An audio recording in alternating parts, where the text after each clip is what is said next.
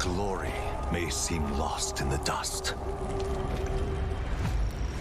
Still, we go forward. We don't give up. We are warriors, born to fight. They may chain us and try to hold us back.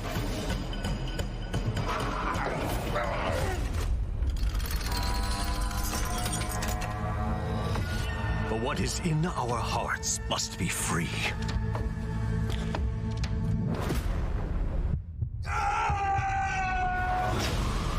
Doubt, failure, and regret are the enemy, but struggle is in our blood. It's all just fuel for our fire. We can bear the incredible weight, because chains must be broken.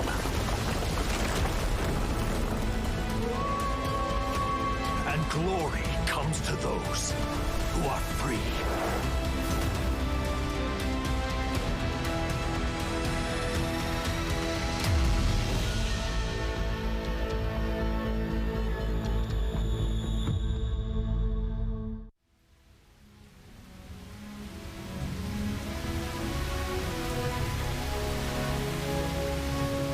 Every legend starts with tragedy. Their tragedy was underestimating me. And their surprise? Priceless.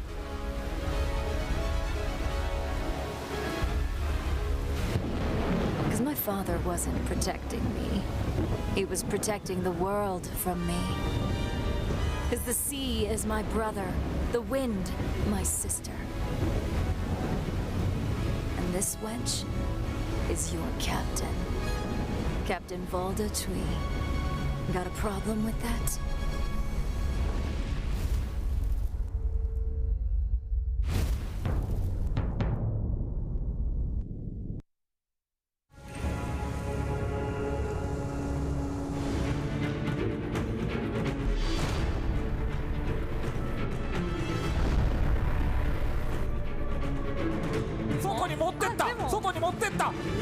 Get the charge left click can see 一个能够双抓吗？但是时间好像不太够了。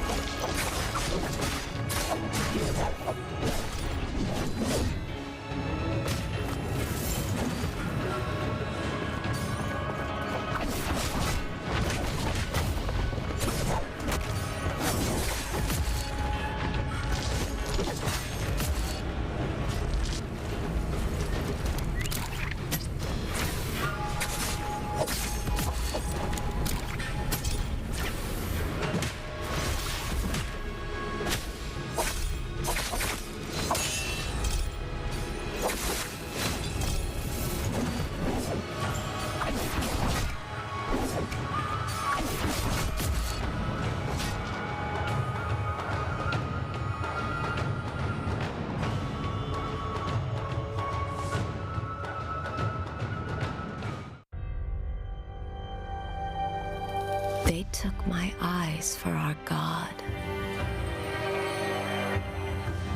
Was it worth it? Yes. Nothing can hide from me any longer.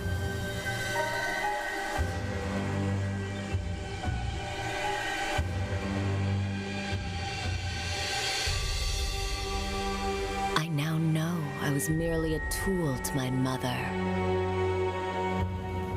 But I am more than she ever imagined. And I will see all that she has built her.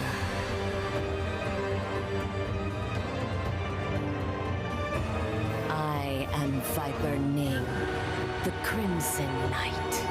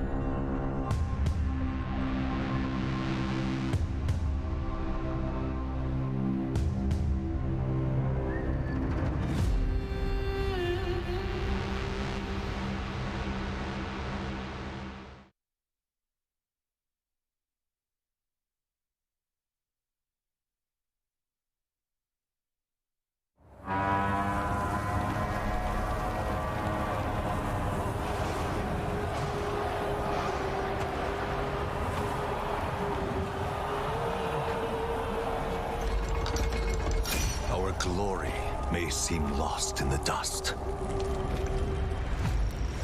Still, we go forward. We don't give up. We are warriors, born to fight. They may chain us and try to hold us back.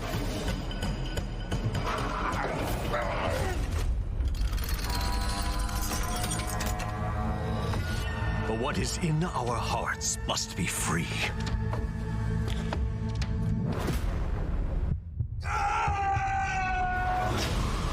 Doubt, failure, and regret are the enemy, but struggle is in our blood.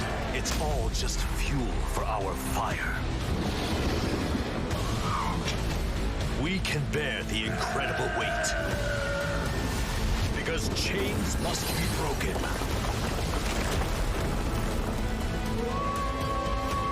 And glory comes to those who are free.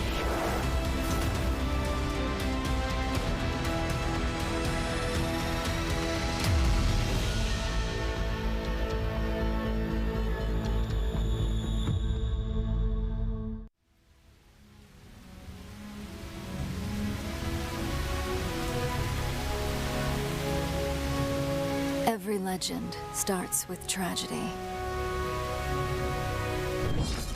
Their tragedy was underestimating me. And their surprise? Priceless.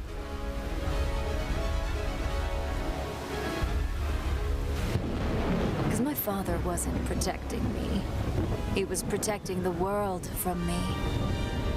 Because the sea is my brother, the wind, my sister. And this wench is your captain.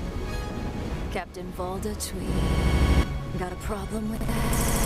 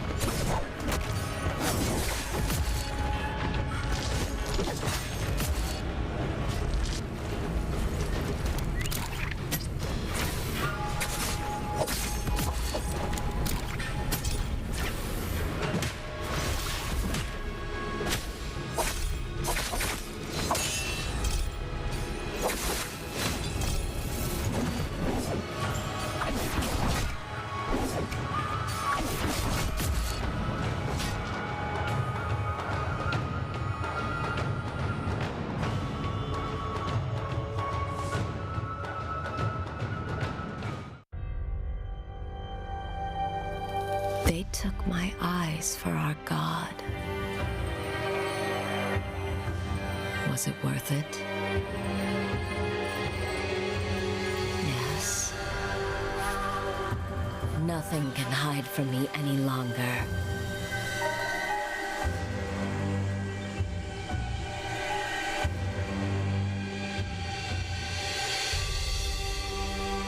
I now know I was merely a tool to my mother.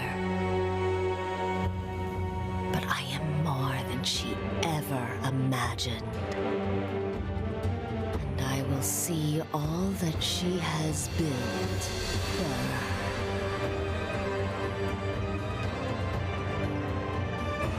I am Viper Ning, the Crimson Knight.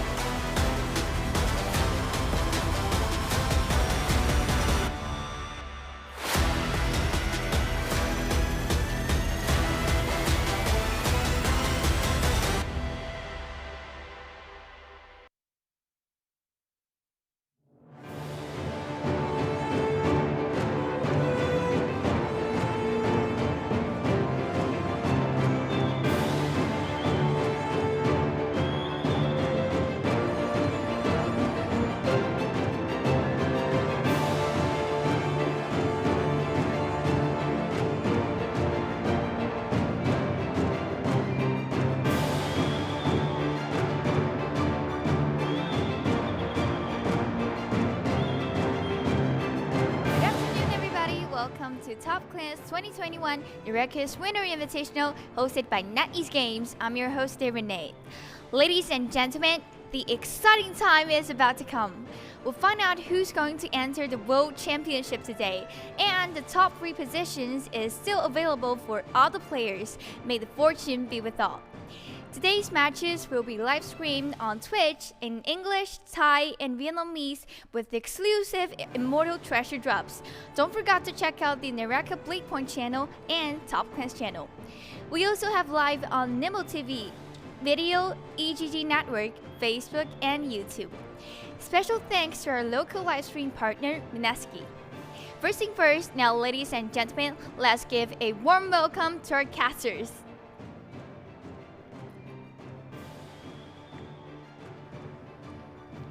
Hi guys! Hey Renee! Hello. Hi, how you doing? Doing good today, very excited. Last day today. Since it was the last day of our tournament, and I was still wondering, how do you guys evaluate the overall situation of the matches these days? Oh man, it's just so tight between these teams. Honestly, especially with what's at stake for the top 3, it's hard to determine who's gonna make it. So I guess we'll let the teams let their skills speak for itself today, Renee. Okay, now let's let the casters lead the audience enjoy today's game. Yes, there we go. Thank you so much to our lovely host for introducing us. And, you know, to open the show, couldn't really have a great start to our last day if it weren't for our lovely host right there. But you know what, once again, as Renee has mentioned, we'd like to welcome you all once again to the Naraka Winter Invitational happening right here at Top Clans 2021. It is our final day for the playoffs, final day for this entire tournament, and towards the end of it all, we will have 1 champion in a total of 3, which will be able to proceed to the global stage. Big question is, which one of these teams will make it? The points still almost anybody's game for those that are in the upper bracket, especially considering how these games can kind of shift depending on how these teams manage to last out, how proactive they can be. So you know what, with these last 5 games, we'll go ahead and let them determine their fate for our playoffs. Of course, quick intro once again, I'm Arctic. With me is Raph. I feel like you've said everything that needs to be said. It's just a lot of excitement, and well, the long and arduous road, it ends unfortunately here. Well, at least for our C region, because like you said, there's still a global series on the way, which we are all very excited for. But before we get ahead of ourselves, man, the competition has been incredibly stiff.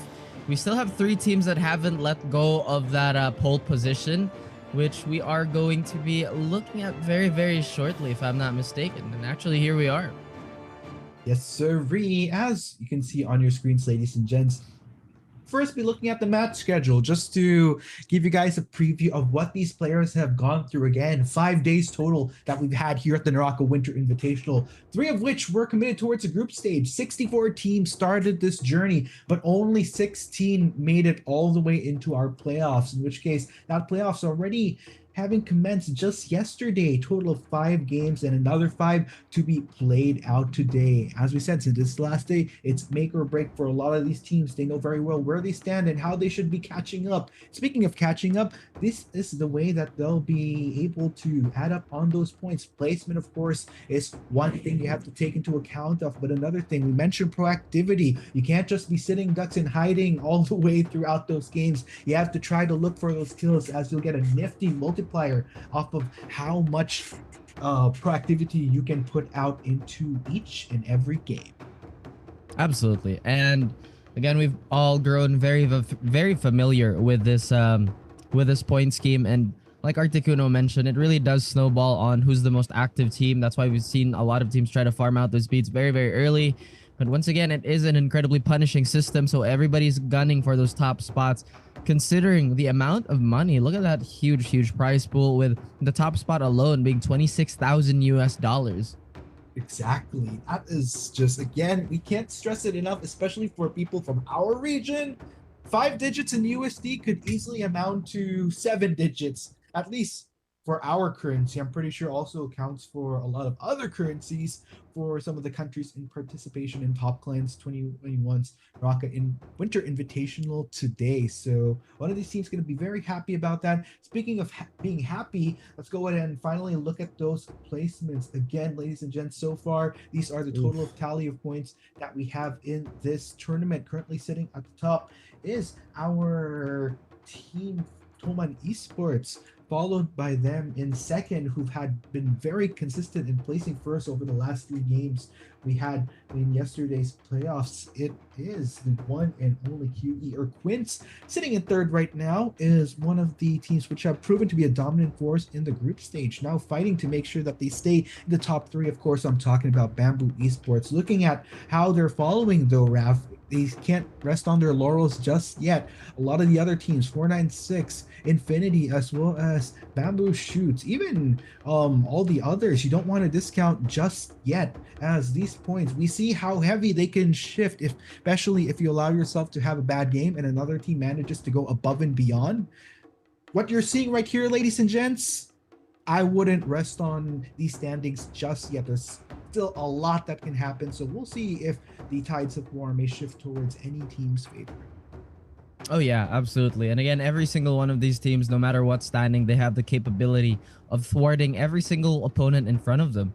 And just again, a quick reminder, these are all the teams that are going to be duking out today for our 5 games, our final 5 games, the home stretch. Oh man. And it sounds sad, but here we are, guys. It's getting closer and closer. And I honestly, some of these teams can already taste that prize. Like, they're getting so excited for it.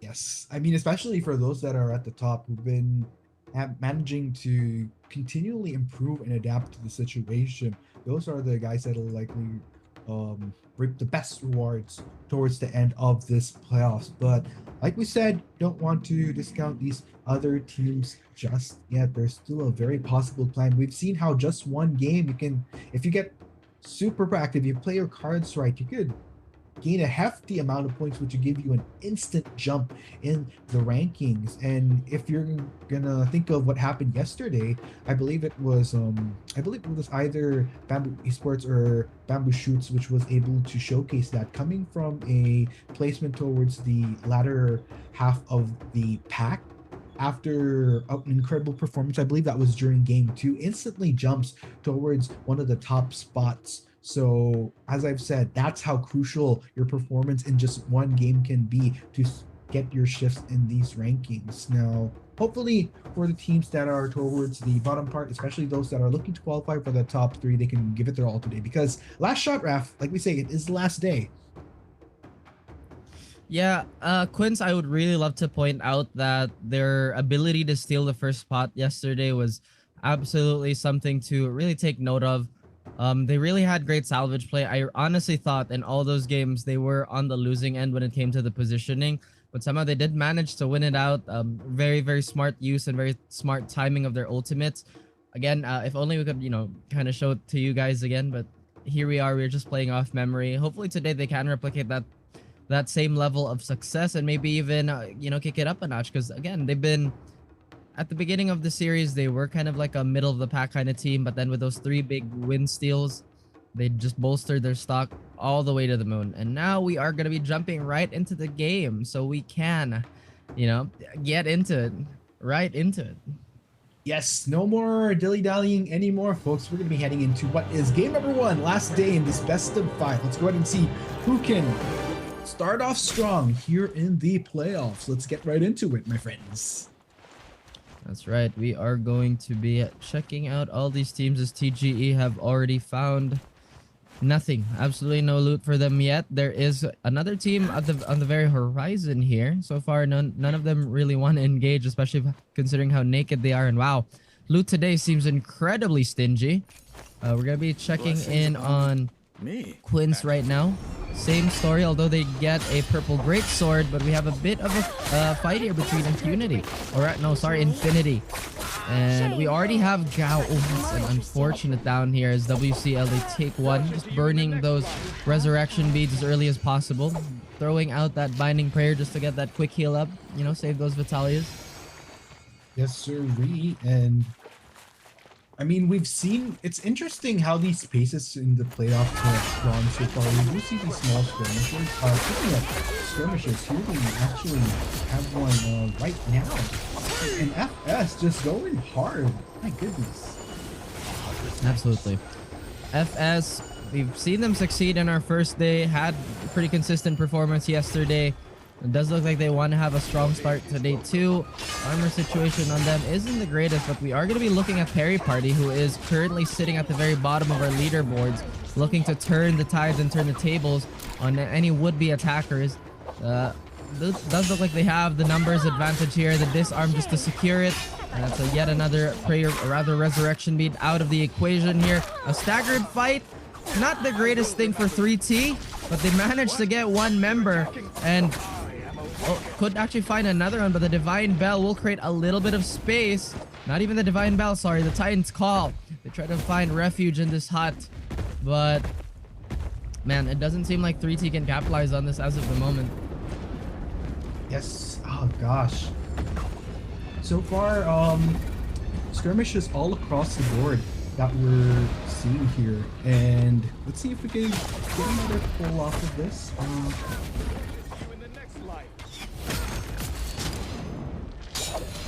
That's right, and a little bit of a fight going on. Still, 3T haven't really relinquished their spot here. Still going for it, even though the beads have been spent. They're still gunning. Another Titan's Call being expended this time around on Perry Party, operating on one less member. Still haven't really thrown out that spawn yet. Couldn't find a grapple on that, but still, it does look like 3T are uninterested in committing to this fight. And everybody's just kind of buying their space now. And does look like this loot-rich area is going to be in Perry Party's hands. As we're going to be jumping onto yet another team, which is going to be PHI. As Yeri is trying to do a little bit of damage with her with his ranged weapon here. Now is looking to go for a bit of a far flank. Can't really land too many shots. Tickles him down with a little bit of damage, but still kind of keeping the distance. Tries to land a vertical, but no dice. Rime is trying to duel him out here, but it's going to be the Tianhai jumping in. The gold armor, still something you can't ignore, but the Viper Ning ult is going to get popped. Trying to break the line of sight as every single person that is in the Viper Ning. They successfully dodged it too. No stuns to be incurred.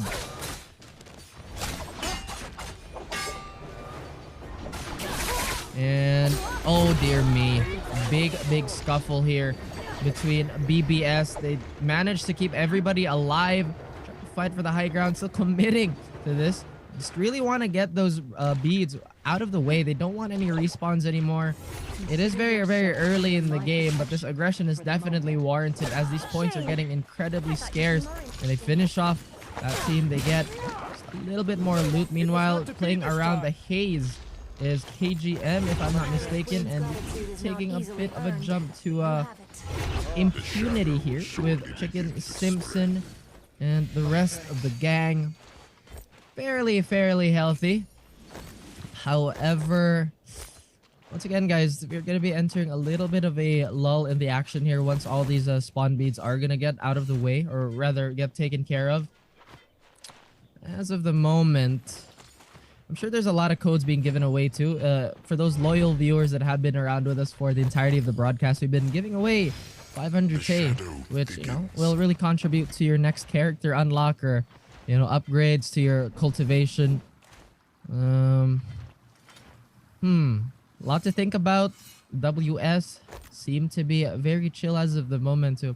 I feel like today is going to be a lot slower compared to yesterday. A lot of teams are going to be treading very carefully, and they're going to try and measure out as many fights as they can. TM as well haven't really found too much action, although they are geared. They're very geared. Have enough resources to poke it out. I feel like everybody is also kind of gearing out for that mid game, but it does look like we have a little bit of a fight here by the Resurrection Altar and Bamboo. Wow, quick work. We just take a little bit of a peek, and they've already vanquished their foes. Very comfy as Slows and the rest of the boys are gonna go hobble about somewhere else. Meanwhile, KGM not having the greatest of times. Don't have armor. Genji doesn't have a resurrection bead either, and is gonna be sitting this one out. Dame, has a little bit of, well, will get that resurrection up, but once again, doesn't really have the greatest of loot here. Story is completely different for a lot of these teams, as TGE's Rip 113 is on that Yotohime, already looking for a bit of range damage. But so far, no dice. Nobody's really jumping to anything yet. A little bit of chip being exchanged here between these two teams, but no jumps as of the moment. We see Rip 113 still looking for that disgusting bow shot. Trying to get as much value as he can out of this purple bow. Hasn't really done anything to jump in yet, but here we are. The reload sees that everybody else is preoccupied. Perry Party could be in the middle of two teams here if they're not careful. If I remember correctly, they did have a good amount of loot, so this fight could be a little unwise. But it does look like they are going to be fighting into it anyway. They instantly pop that Viper Ning ult. Will only manage to find one, but still a huge pick-off. They do manage to get the Tianhai, removing that Titan's Call. The Sacred Circle has been popped for both sides, trying to equalize on this duel here. However, Perry Party doesn't seem to have as much of an advantage as we originally thought. Yeah, and interestingly enough for TGE as well as PP, both sides trying to get a pull-in onto each other, but TGE just looking triumphant with those healthier numbers, forcing Neil Bogart to try to back away, but the damage quite overwhelming. The rest of PP will try to go and support their comrade here, but still TGE just gonna go ahead and gladly collapse here, getting the pull onto Juno Sword and just pushing out a lot of damage. Rainman will try to supplement the rest of PP here, but still the damage has been done. TGE just looking so dominant in this fight. Rainman, there you go, 2 members on the web, and still the damage just way too much. Unfortunately, not enough to work with, and that will be a TGE small skirmish win for them. I mean, yeah, not a lot of action, or rather not a lot of high octane things, because it is the first game. But as I say that, it does look like yet another big vortex of ults are gonna come up here, as Infinity to get another pick. They do manage to find one. Question is, can they actually get that follow-up grab? It does look like one of their members did get caught too, as TM has equalized their situation a tiny bit. Could try to play downhill from here, try to snowball with that momentum, but it does look like a little bit of a slip-up has led to Gao TV and the rest of his boys to really snowball on this fight. Still have a Valdaki ult, if I'm not mistaken. Didn't get used. Oh, and Gao, even though he had the Divine Bell mid-air, still gets caught by the juggle. The OTG here, trying to catch out this Viper Ning. Oh, and the Great Sword doing so much work. Yes, Phantom though gonna be the sole lead in the members of Infinity. Unfortunately, with 3 members collapsing onto him, just looking dire for Infinity, and not to mention not really any resurrections left to work with. So I think that it'll be a good done deal here, with TM going to be very happy about that. Same circumstances for them as well, but still going strong, looking very healthy in all ends, able to regroup, armor looking superb. So long as they play their cards right, could easily play into the late game, which has been a bit of a trend that we see in these playoffs, where teams would definitely want to try to work with some lasting power here. Looking at 3 tier, able to establish some high ground, try to play some heavy defense, while dissuading anybody that might want to try to get onto them, but no real pressure. Like you said, Raptor, it's still early. Yeah, I mean, a lot of these teams are looking to pace themselves. It is still a long series. Again, it is the last 5 games, but man, people often forget how draining those 5 games can get, as 496 already willing to disengage from this bit of a mosh with WS, and for good reason. Toby, Cigar, Ash, and Shade, none of them are really topped up here, but WS have already found an avenue for a flank. Go right around here. Okay, beautiful, and they even put Cigar Ash in a bit of a corner here in the house, but who does it really benefit? It does look like Cigar Ash managed to get out of that, and Hagonaf was the one to fall, as there is yet another team here, if I'm not mistaken, and it's Evos littering the minimap and littering the playground with a lot of their players too. Toby not having the greatest of starts. Was getting chased by WS, but it does look like he is on the menu for Evos. Evos claim yet another victim as Cigar is trying to find a way to somewhat isolate these fights and get his teammates back up. But he is using that gold focus just to maintain a little bit of a respectable distance. Now Evos, they set their sights on someone else. They're still not leaving Toby's body though. They don't want 496 to operate at full strength.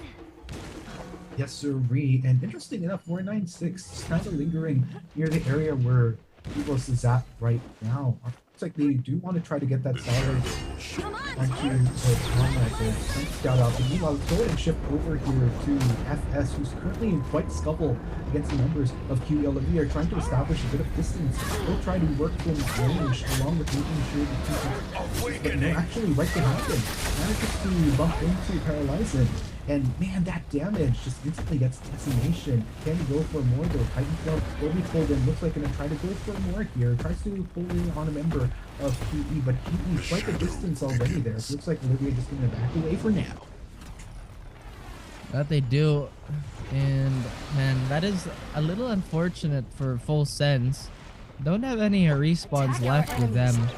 Olivier could go for a bit of a mission impossible, try to recover any of his teammates really, but could probably hurt in the long run. Talking about long-term investments here, Bamboo. They are exiting from this fight as Juno-san from Perry Party and 3T get into a little bit of an entanglement here. Meanwhile, Bamboo playing from the outskirts of this fight.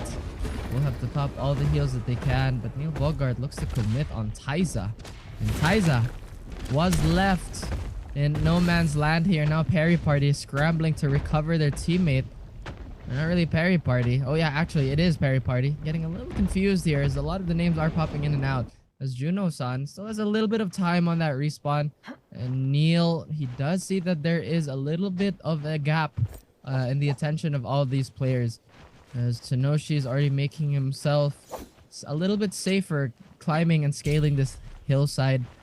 And unfortunately though, for Rainman, he's not going to be going back anytime soon. Bamboo still like vultures here, hanging around, looming like a shadow over 3T.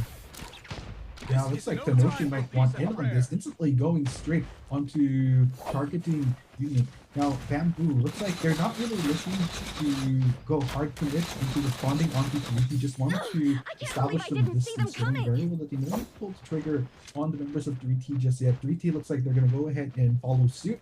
Will just go their way and establish some higher ground, especially within moving around the And we take a look at the other side of the Bamboo squad in Bamboo Shoots, with Kunka firing off some cannon shots, making the world know that he's here and telling 496 and Bamboo Shoots to kind of stay away from this area. But it does look like we are going to have a little bit of a fight for Morris, rather the Blessing control here near Zelstra.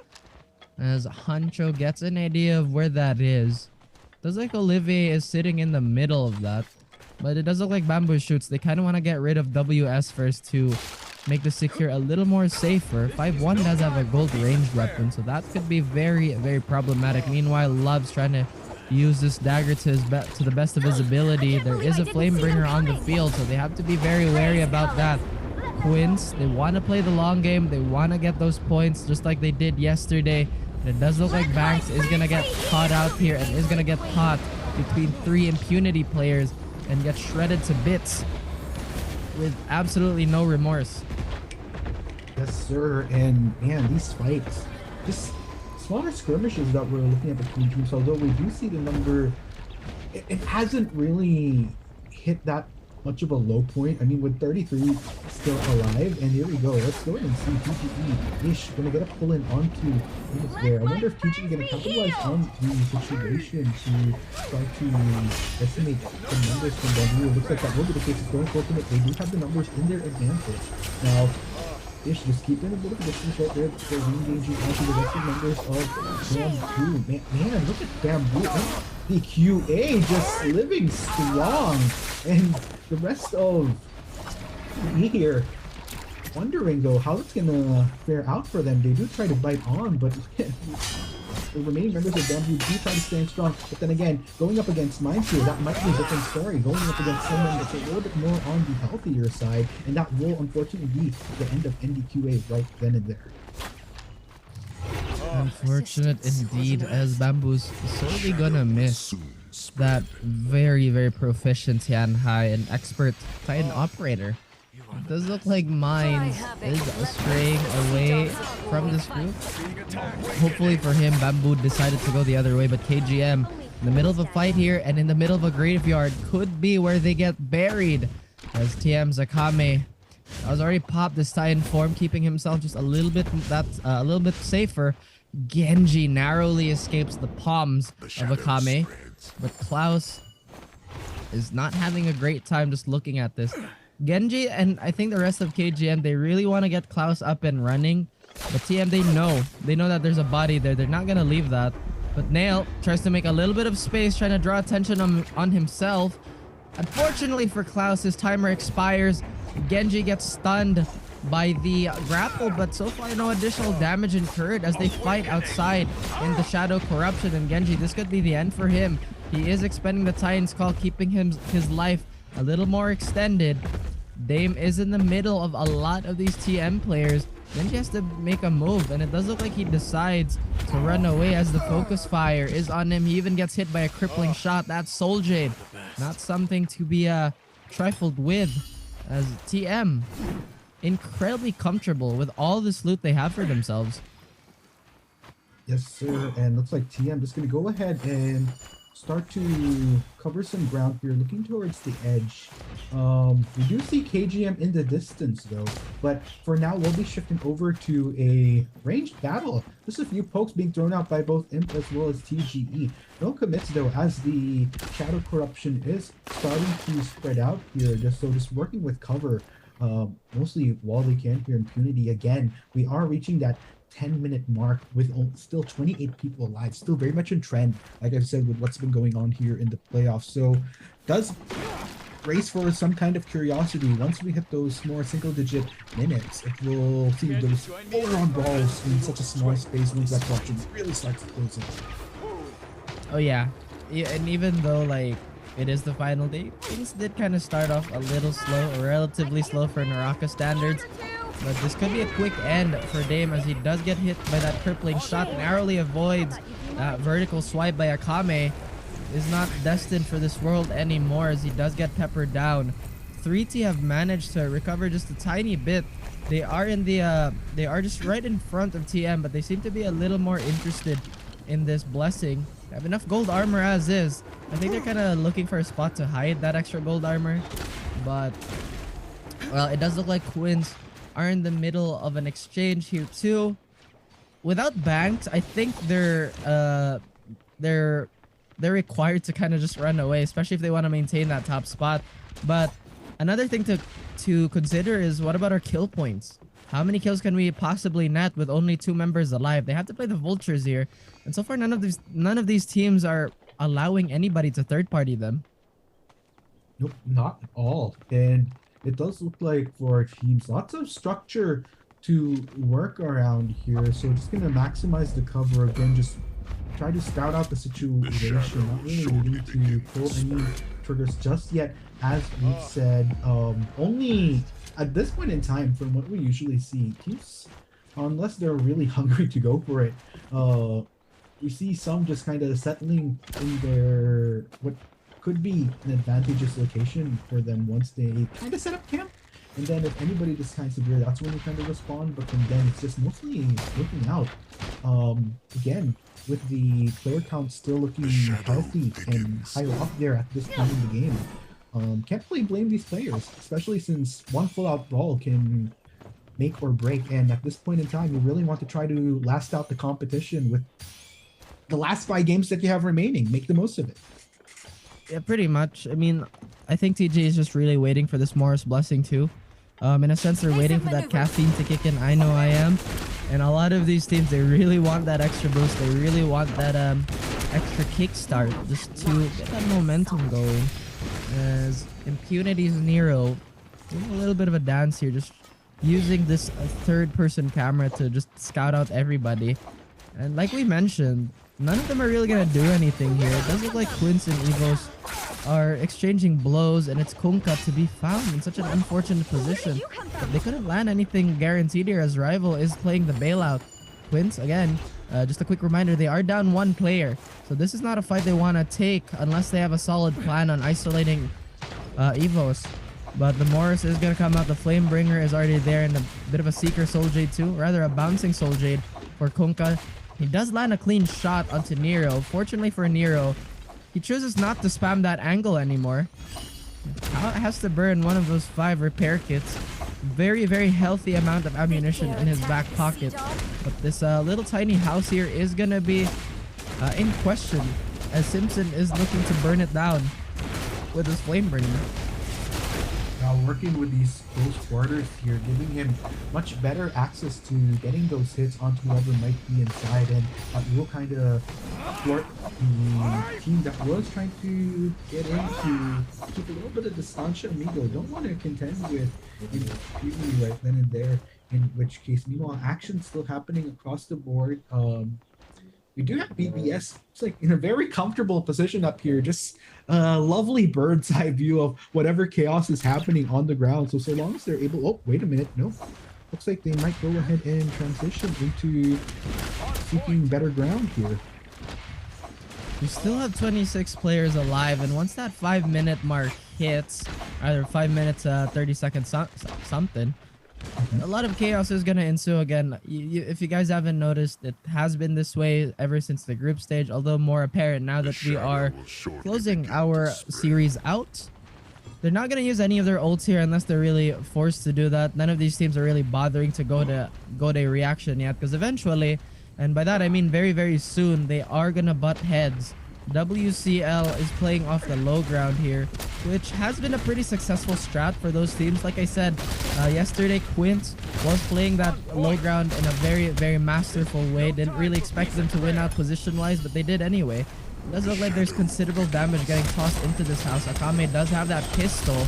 He's loading it up, but Adams, even though he has the Divine Bell, that is so unlucky for WCL. If anything, they can't lose that Titan's Call at the very end here.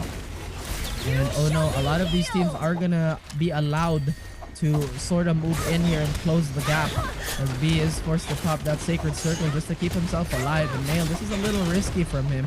He knows he has the armor advantage, but B does have that Sacred Circle, so anything that B can do, or rather any single player can do, B will just out-heal it.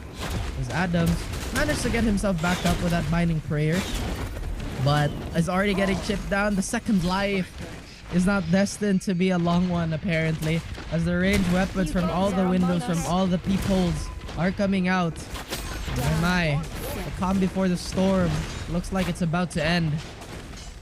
Oh yeah, and speaking of storm, especially with that corruption spreading, not really spreading, but closing in onto these players, just gonna limit whatever they can.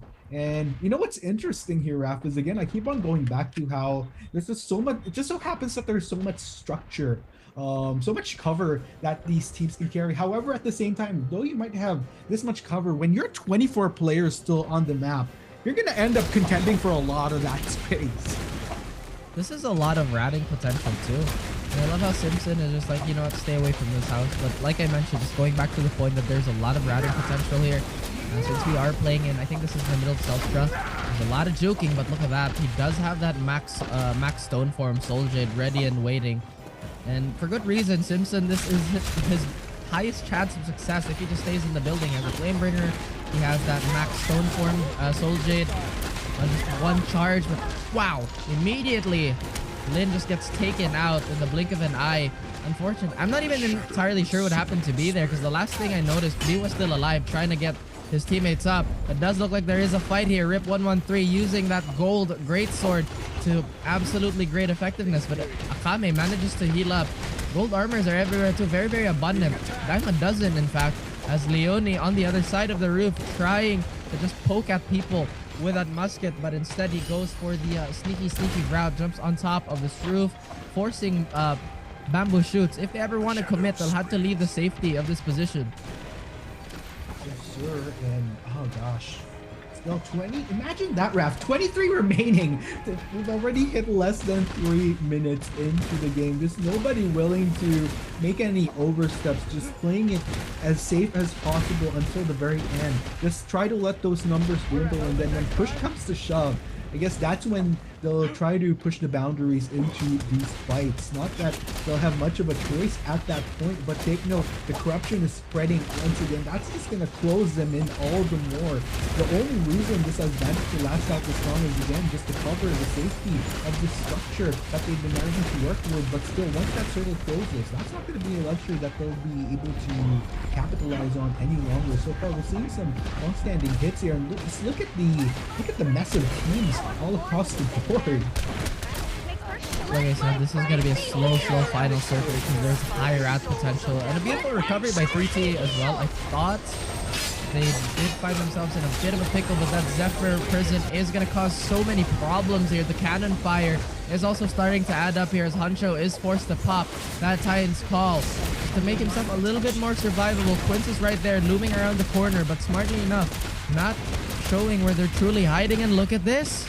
Look at this mosh pit going on down here. Hancho is just spamming the palm, making a line of death. He does manage to find one. Is gonna toss him out, but Chunko inadvertently gets tossed into a safer position. And it's not Evos to actually find that kill, it's TM gathering an extra point for themselves. But Kunkka, it gets taken out by Hancho. Hancho was not destined for this world too. The moment he went back to that human form, Meltinez trying to milk that position as quickly as he can. Impunity Simpson trying to reload while his team covers for him. And this is such an interesting choice here. The Sacred Circle is going to pop for TM. They don't want to let go of this roof too. 50 seconds left. We are going to see the entirety of this map get engulfed by the Shadow Corruption. The Bamboo Shoots. They are down so many players here. I don't think they still have anyone left in the squad. And look at this. Yet again, a violent crescendo. But look, the Viper Ning ult, huge. I can't see anything. There's a tree in the way. But I see there's a lot of people getting stunned. The Valdaki ult is going to find two at least. But Kunkka is eating so much damage from the Shadow Corruption. Simpson as well. I can't even see who's going to take this win. Is Quince going to find a way to steal this away? But TM, they look the healthiest. They're getting tossed out. Leonie's melting away from the Shadow Corruption too. TM, they're a little too far from the circle. The Sacred Circle is going to pop as well. I'm not sure who won that. That was... Okay. Oh, there you go. Okay, so it does TM. seem like as the dust settles, it will indeed be TM. BBS and TM. That's two. Standing in which case... Oh my gosh, what a way to start off the day for these guys. And again, congratulations. Just so happened that TM managed to last at Toma Esports, doing very, very well for themselves, by the way. Take note, the team sitting towards the tippity top, and with this placement, along with the kills that they likely managed to rake up towards those last 5 minutes, it's going to be interesting to see how those teams... sorry, not teams, but rather how those points are going to be looking for them. But not just that, you got to account for all the other teams in the area. It was also nice to see a team like Bamboo Shoots, for example, kind of,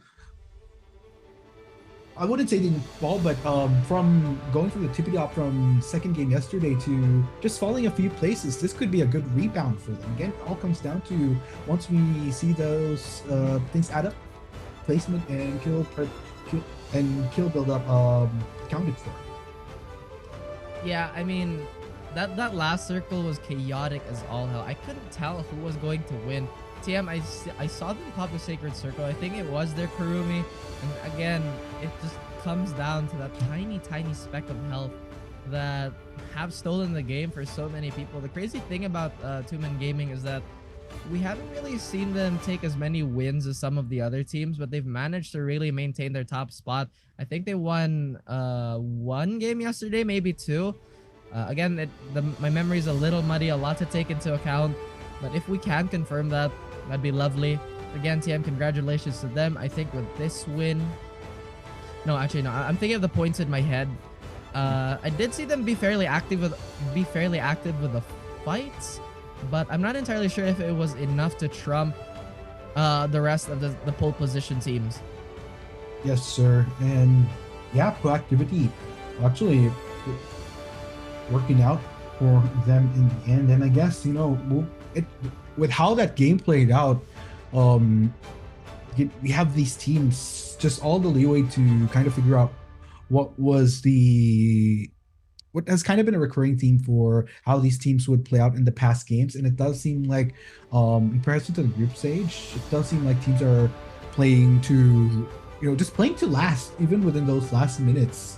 Like we said, when push comes to shove, when they're forced to fight, then they will fight. But until those last moments come, they just try to play it as safe as possible. I think these teams are realizing just how important it is to try to clinch those higher placements, combined with some multipliers, which if you have teams lasting out that long, we're starting to see those hefty numbers even going past the 10-minute mark, past the 5-minute mark, then yeah, it's just taking account of what those objectives are to win, not just for the game, but also looking at the bigger picture for this tournament. One thing that we have to take into account too as well, or something that we should notice, is the moment that any of these teams really lose their Tianhai, their ability to clutch it out becomes incredibly difficult for most of the game. If you lose your Viper Ning or your Valdaki or anyone that isn't your Tianhai, yeah, it's kind of okay. But the sacred duo to me is the Kurumi Tianhai. Because once that sacred circle is popped, trying to melt away at that armor it's an isolated 1v1, it's just so difficult. And the question is, how do you isolate the fight if they have the numbers advantage? Again, that's where Tianhai comes in. If Tianhai gets that double grab, oh boy, the chances to clutch just explode exponentially. Absolutely.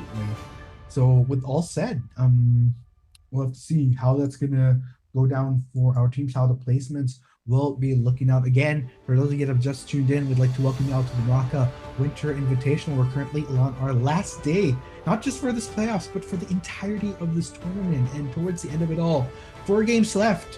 One team will be very happy to plant that champion title, but not just that. We're not just looking at that first spot, we're also looking at a total of 3 teams towards the top that will also get the chance to get a direct seed into our global stage for Naraka, an emerging title within the industry for esports. So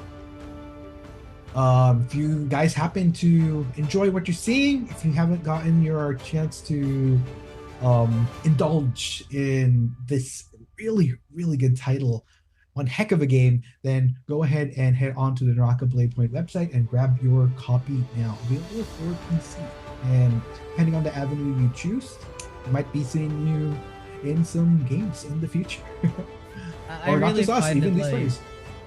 Yeah, pardon me for interjecting, but I really find it incredible to say that this is still an emerging game, but we already have a planned prize pool of $1.5 million US. Again, guys, there's so much love and so much support being thrown towards the esports scene of Naraka, which is, I wouldn't say rare, but for new games, it's kind of uncommon. And take it from me, who's both competed, casted, analyzed for a lot of games now, this is such a great look for every aspiring pro, for every team, and honestly every org who wants to invest in Naraka. So if you want to do that, go ahead. There's really not much of a, not much of a negative to consider here. But talking about the game itself, TM manages to net a staggering 33.8 points there. A lot of kill activity that we may have missed, but it doesn't really matter, because what really matters as of the moment is how these teams are going to adjust throughout the day, with both TGE and Bamboo Esports sitting pretty with both 19.5, 19.2 respectively. Meanwhile, Bamboo shoots pretty close with 17.4. Impunity, a little bit of a gap now with 14.6. Evo's continuing the trend with 12.5. Twins, who was very impressive yesterday, has a little bit of leeway, but with TM again taking that monstrous amount of points, they can't sit on single digits like this. Same can be said with the rest of these teams. Agreeably so, Raph. And one thing I'd like to highlight here is you got to give kudos to a team like TGE, for example. Just looking at the prior total rankings, TGE was sitting at 11, and with a 19.5 boost to their number, they could easily be climbing into the top 8 potentially, but then again, it really depends on how it all adds up for the rest of the teams, which we'll actually check out right now. Actually, no, interesting enough, like I said, it depends on how the points build up for the other teams. While they were able to get a sizable amount, placing second, still wasn't enough with what other teams have managed to bank so far, and sitting at the tippity top, TM, BE, as well as QE. TM, in fact, being the first to go past the 2-digit mark, heading into the 3-digit mark, 119.6 points. That is a massive lead that they are going to be working with. Of course, like I said, they can't rest on their laurels just yet. Unless they could keep up the consistency of building those numbers even further,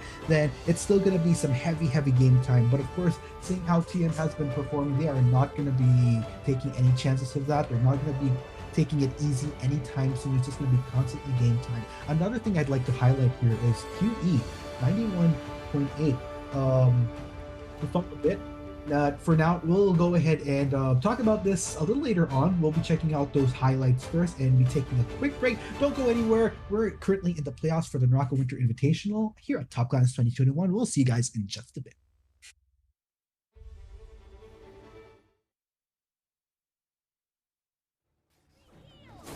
Let my friends be healed!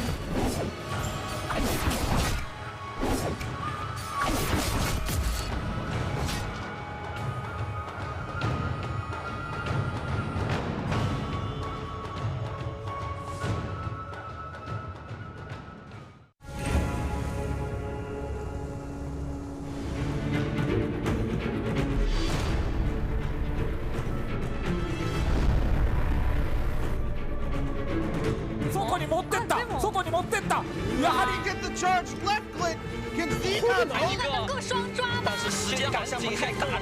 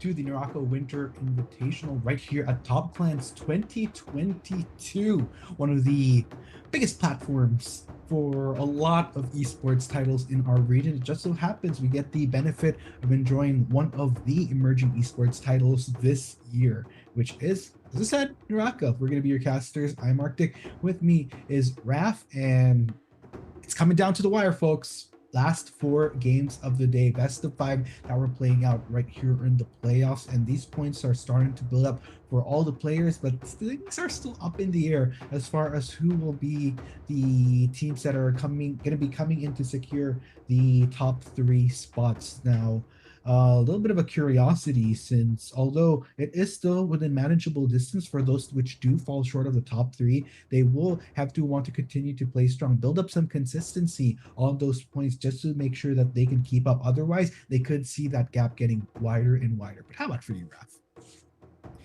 Same sentiments, really, but we've seen TM really explode for the amount of points that they have. I don't have a shadow of a doubt that the other teams are incapable of doing that. They can really turn it around, but the question is, or really the statement to make, is if they want to do that, they have to do it consistently, and for the rest of these what I believe 4 maps we have to play, they have to score 20 points every single time. But it does look like TM is kind of running away with it, like you said. This is the first team to hit triple digits. I think they had 113, if my memory once again doesn't fail me. Such a goldfish moment. But enough of making space for the past. We are looking right ahead into the future and into the present, as we are going to be jumping once again into Morris Isle. Looking at Perry Party, which is the first team we are going to be looking at today. Scrambling for quite a bit of loot. TG as well, looking for as much loot as they can. And it does look like there is a little bit of a scuffle that's about to happen here with Full Sense just right around the corner. With WS and Infinity are pretty close to each other here too. Yes, sir. And looks like build up, scouting out whatever they can loot. But okay, on the flip side though, either you're gonna loot or you're gonna find yourself going head to head with somebody. In this case, it is going to be TGE finding themselves dealing with the aggression from FS, and so far as FS is concerned over the air, going hard. You've got to be careful as well. HP is little, but still not before the members of TGE fall themselves. For Rethan, looks like gonna try to seek vengeance for his fallen comrades. Is it gonna work out though? It is looking like a fight that is breaking out on all ends here. Meanwhile, we're switching over to WCL as well as Evos. Adams gonna try to keep some distance himself, while the rest of the members kind of juked it out in the middle before him, making sure to keep some distance. But no, it looks like we'll get engaged on by Kunka. Kunka doing a good job at getting some damage out there. Adams though is keeping some distance and usually striking when he can, but still look at the barrage of damage coming in from Kunka. Goes for the what could have been a near finishing blow, but Adams actually managing to hang on there. Managing to hang on is the greatest understatement, as he had just a slither of health, but now Kunka gets finished off by a Dragon Slayer. And it does look like WCL are in a bit of a blessing as of the moment. I honestly thought Evos had the upper hand in that. I thought they had the first strike, but here we are in Naraka, where truly anything can happen. TG trying to fish banks out of that bone that was very, very close to the tree, but it does look like they have other business to tend to. They are camping this resurrection altar, but Mines couldn't mind his own business, is now getting shot at by Ethan. It will get finished off as Ish looks to look for, or rather seek yet another target for that Titan form. But that rampage is gonna end very soon. Did Rip actually accidentally poison himself? I hope this doesn't lead to anything bad. I actually had to pop the Vitali here, priming up that stone form, but instead opts to go for the musket. Gonna get a little bit of damage from range, but wow, perfectly baited by the way. That grapple into the teammate, but both of these Fs from the Yotohime, these spirit slashes are doing quite a bit of work. Rip 113, beautiful ominous blade strike. Can't really seem to follow up on one of those players. Whips it yet another time, but ultimately it pays off as they find Banks. And now Quince kind of reeling a little bit from this one, getting put on the ropes. Yes, sir. And oh gosh, looking at TGE, looking to not even needing to re-engage anymore. Just gonna let the rest of the squad kind of clean up onto QE. Interesting target to go for, in which case not a bad way to go, especially considering how QE has been on the consistent end. So getting a takedown on them earlier on won't leave them with as many options to push for aggression. Might want to play it a bit more safer moving forward once they get their wits back up. And Full Sense, well, before we talk about Full Sense, let's talk about this exclusive gift code that we are generously handing out. Thank you to our friends over at Naraka. Once again, guys, that's Naraka C1124 to claim your 500 take. Very, very important stuff there. If you haven't really unlocked all the characters, and if you're still kind of gunning for Yushan and you ran out of those trial scrolls, go get that extra 500. But it does look like 3T are looking to kind of just, well, you know, get back into the fight here. They were walking around as ghosts. Impunity, they have other ideas too. Just kind of chilling out right here, trying to gather as much as they can. And I love how deceptive this timer is. Right now we're looking at it 23 minutes, right? But we are going to be looking at this fight that's happening. Oh, Adams and B, they are going to get squashed together here. Who is going to fall? And it's both of them with that big double slap. Like I said, the clutch factor of having a Tian High on the field is really something you can't discount. Yes, sir. And oh my gosh, there we go. Bane's Breath is gonna prove to be a little bit of an additional benefit for the members of Toby's squad right here. And looks like they will try to establish some higher ground to get a better vantage point, but just right from the distance, you don't think they'll be encountering each other, but teams that have encountered each other right now, it's going to be WS and Infinity in a bit of a scuffle right here. They do need to get those members of Infinity a significant chunk of health, but still Titans are going to come out and the pulls are coming in left and right. Gao TV establishing a little bit of distance there. Will Sunka managing to find some targets of his known. That's quite the chunk onto Anthem, but still has quite a bit of health to work with. Roy He, of course, not going to be backing down without getting some damage of his own onto the members of WS. And if anything, looks like Infinity will get the full benefit of that fight as they deal with one last member, 5-1, and that's going to be Impunity managing to come in to clean up. Now, big question. Are the rest of the members just going to kind of skedaddle for now? Yes, looks like Impunity will just kind of clean up for the other squad. Yeah, cleanup is definitely the duty for a lot of these as Chunko turns into a Titan. Akame does that as well, equalizing the field. Not a lot of cheeky things. They just kind of ignore each other too. It's like, you know what, I don't even want to bother with you. Akame just straight up walks towards every other player here. Meanwhile, Pampy is going to be out of the fight up until he gets all those powders up. And Akame and Chunko, they look to throw hands here, but that binding prayer on Akame is going to make him a lot more tankier compared to Chunko here. Now Chunko's kind of feeling those blows add up, feeling those hits pile up. Back to his normal form, does get hit by that burst heal, but without armor, this is still a very good fight for TM.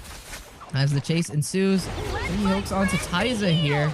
Beautiful shot while mid-air, and Chunko very fortunate that didn't land on him. They do pop that divine circle, so this is a big turn. And as I say that, Nail gets nailed to a wall here, and Chunko still staying alive no matter despite what's been happening. Sacred Circle armor really helping them. And you did even see a different ghost there as WS's Hagana says, you know what, yeah, I'll take a peek, but I'm gonna go like do something else because this is as good as over here for... Oh no, it's not. Wow. Okay, I was about to say that, yeah, it is as good as over for whatever Team TM was fighting, and it truly is. Yes, sir. TM going to be very happy about that take while making sure to salvage their full numbers here.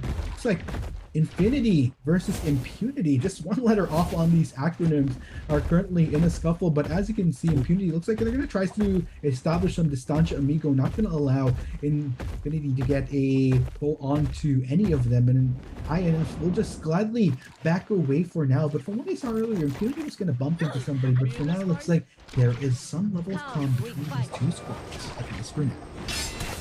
Kind of want to check in on what's been happening on WS, but before we can check into that, Impunity and Infinity seem to be very invested with each other here as Gao TV does get hit by the silence. Far though hasn't really been that big of a detriment for him as Gao TV. Oh, his Ominous Blade gets stopped in his track by this Nether Nightmare, and Neo will eventually try and take down this Yoto Heman. That they do. Beautiful attack on them. Roy is the last member alive here. They have to finish this quickly if they want to have a chance against Evos. And Evos, they understand this. They're slowly making that space. They're slowly closing that distance. But Phantom is a little disjointed from the world. And PH1, this is the first time we've seen them in this match. And looks like they're out for blood. The guerrilla tactics have been so strong for a lot of these players. The clash mechanic keeping Simpson alive. But getting focused down by PH1 here as the rest of his team tries to scramble out of this this fight. But no, Simpson still keeping himself alive. My goodness. Nero is here too. Doesn't really have the armor. He does have that haze to immediately get a panic move out. It does look like Boss M is using the more nimble weapon. Simpson, very timely Titan's call here. If he can find one, this could be an extra bonus for them. Sir, and okay, yeah. Simpson just establishing a bit of distance first before going for a pull-in. Of but maybe try to push someone out while rendezvousing with the rest of the members of Infinity. Now, tricky part is there are other teams in pursuit, particularly PH1, not going to allow Infinity to get some breathing room just yet. But speaking of no breathing room, we have another scuffle here between WCL and Eagles. Both Titans are currently now trying to look for some kills. It looks like Adams will find some success, getting quite a bit of damage right there. But unfortunately for Kunka, not going to get the full benefit of that Titan anymore. Still quite a bit of health to work with, but the pursuit from WCL is insane. Both Adams as well as B. No, looks like they're not even going to go for the pursuit anymore. Actually establish some distance for themselves as well. It's just kind of mind-boggling to me that the farther we did get into this tournament, the less character variation we're getting. It's basically Kurumi, Tianhai, plus a Valdeki or plus a Viper Ning, depending on how aggressive the team is or depending how much turn potential they have. But still, it is the most effective tactic available, so you can't really blame them. This Blessing Control is going to go in the way of 496, who's 9 Shade, who's typically the musket carrier, is well carrying that musket. You do see Phantom. I think Phantom is the last member of Infinity, if memory serves correctly. Leone getting teased by Kunka here. Or maybe potentially providing cover fire. Like, you know what? Nah. But, interestingly enough, we have hit the 17-minute mark here. A lot of these teams are pretty juiced up. Evos, I just realized they were missing one member. The Bane Breath, this is the first Bane Breath we've seen all Series 2 being expended here just to get themselves out of the fight. Not without a loss. As Gao TV, it's pretty much the end of him here. The repeater crossbow as well to just kind of give themselves an extra bit of time, or rather an extra bit of damage. And what do we have here? It's Roy getting caught out as well. Not on the Temuk, but on the Tianhai. Yeah, Temuk. We haven't seen a Temuk yet as well. Phantom getting peppered down. Unfortunate. The Bane Breath is going to come down. Everybody has to make a mad scramble not to get annihilated by that. And Infinity, they're doing such a great job of using all this space to get that res off. But they're taking so much damage. Is this res actually doing more bad than good for them? Roy nearly commits to it, but still can't get the res up. Has to pop his armor powder here. And Gao TV landing one hit on that ominous slash. They should have that member up by now. And now it's going to be a full 496 squad versus a full Infinity squad. As that Bane Breath, like I mentioned, has proven to be quite a nuisance. It has, and oh my goodness, these fights are just breaking out back and forth. It's like teams might need to find these skirmishes when they can. 15 minutes left on the clock, not to mention there's still leaps and bounds a way to go before we see this arena really close in on these teams. But it is good to see, Raf, that, you know, teams, there was a little bit of what's the word,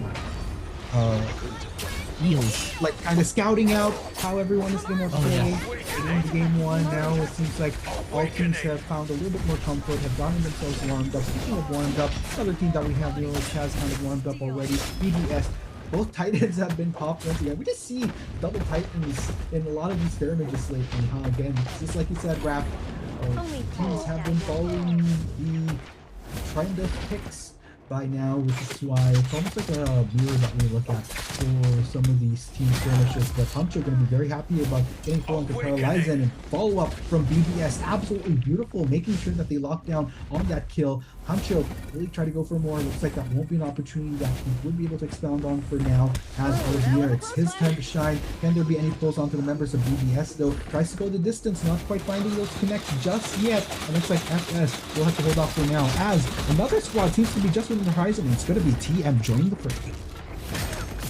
For some reason, the first thought that came to mind were eels, electric eels, as Nail gets shocked out of existence by Olivier's very, very tight grasp with that Titan form. But now Bamboo Shoots are here to sprout and be the opportunists themselves. They are instantly jumping Shaburger here. Meltina is trying to get a little bit of damage going. The parries are going to get baited out, but Shaburger is going to take a little bit of a hit from behind here. Snack doesn't want to fall as early as now. Didn't even get that Sacred Circle down. Hancho doesn't even get the Titan form out, just expending that Divine Bell, and Bamboo Shoots kind of stifled here, hobbling a little bit as Meltinez is the last member alive. Question is, do they actually have resurrection beat? I don't see any of their ghosts on the minimap, so I'm guessing that's a no. Meltinez, the last member alive, and I think FS is just waiting and waiting for this ominous blade to expire. There's already quite a little bit of pot shots and range damage going onto Meltinez here, but a beautiful counter onto that jumping 5-1. As Ish on the other side of the world gets purged from this map by impunity. Nero still wants more for Ethan, trying to make a valiant stand here, but what can he do against three different players? The Haze does manage to find him, but not enough to keep him alive. Nero still gunning for this. The Sacred Circle gets popped. Oh my goodness, and just too much burst damage for even the consistent heal. Consistent heal for roommate doesn't seem to push through, but we are now back in no man's land as FS still are not done with their shenanigans here with 496. Toby does take a little bit of armor damage from that jumping shot by WS, but it seems they have found yet another belligerent in Unique. I think that's also the last member for Bamboo. So both Bamboo squads kind of running low on juice here. Olivier does get stunned up, gets partied upon by 496. But he has to pop that Titan form, and that he does, giving himself a second life. Maybe could potentially turn this game around. 496's Shade is going to try to divert as much attention as he can, but Toby's already getting knocked around, and Shade with a quick grab is in the hands of Olivier. Now Olivier is looking to find yet another target. Toby's doing a lot of work too. Cigar Ash with that Nether Nightmare being tossed out. Toby, so low. Does get that heal up. Beautiful, beautiful stuff. And Olivier, oh no. Beautiful timing on everything. That was such a confusing sequence. All the Titans expiring. HP is just kind of getting burst healed.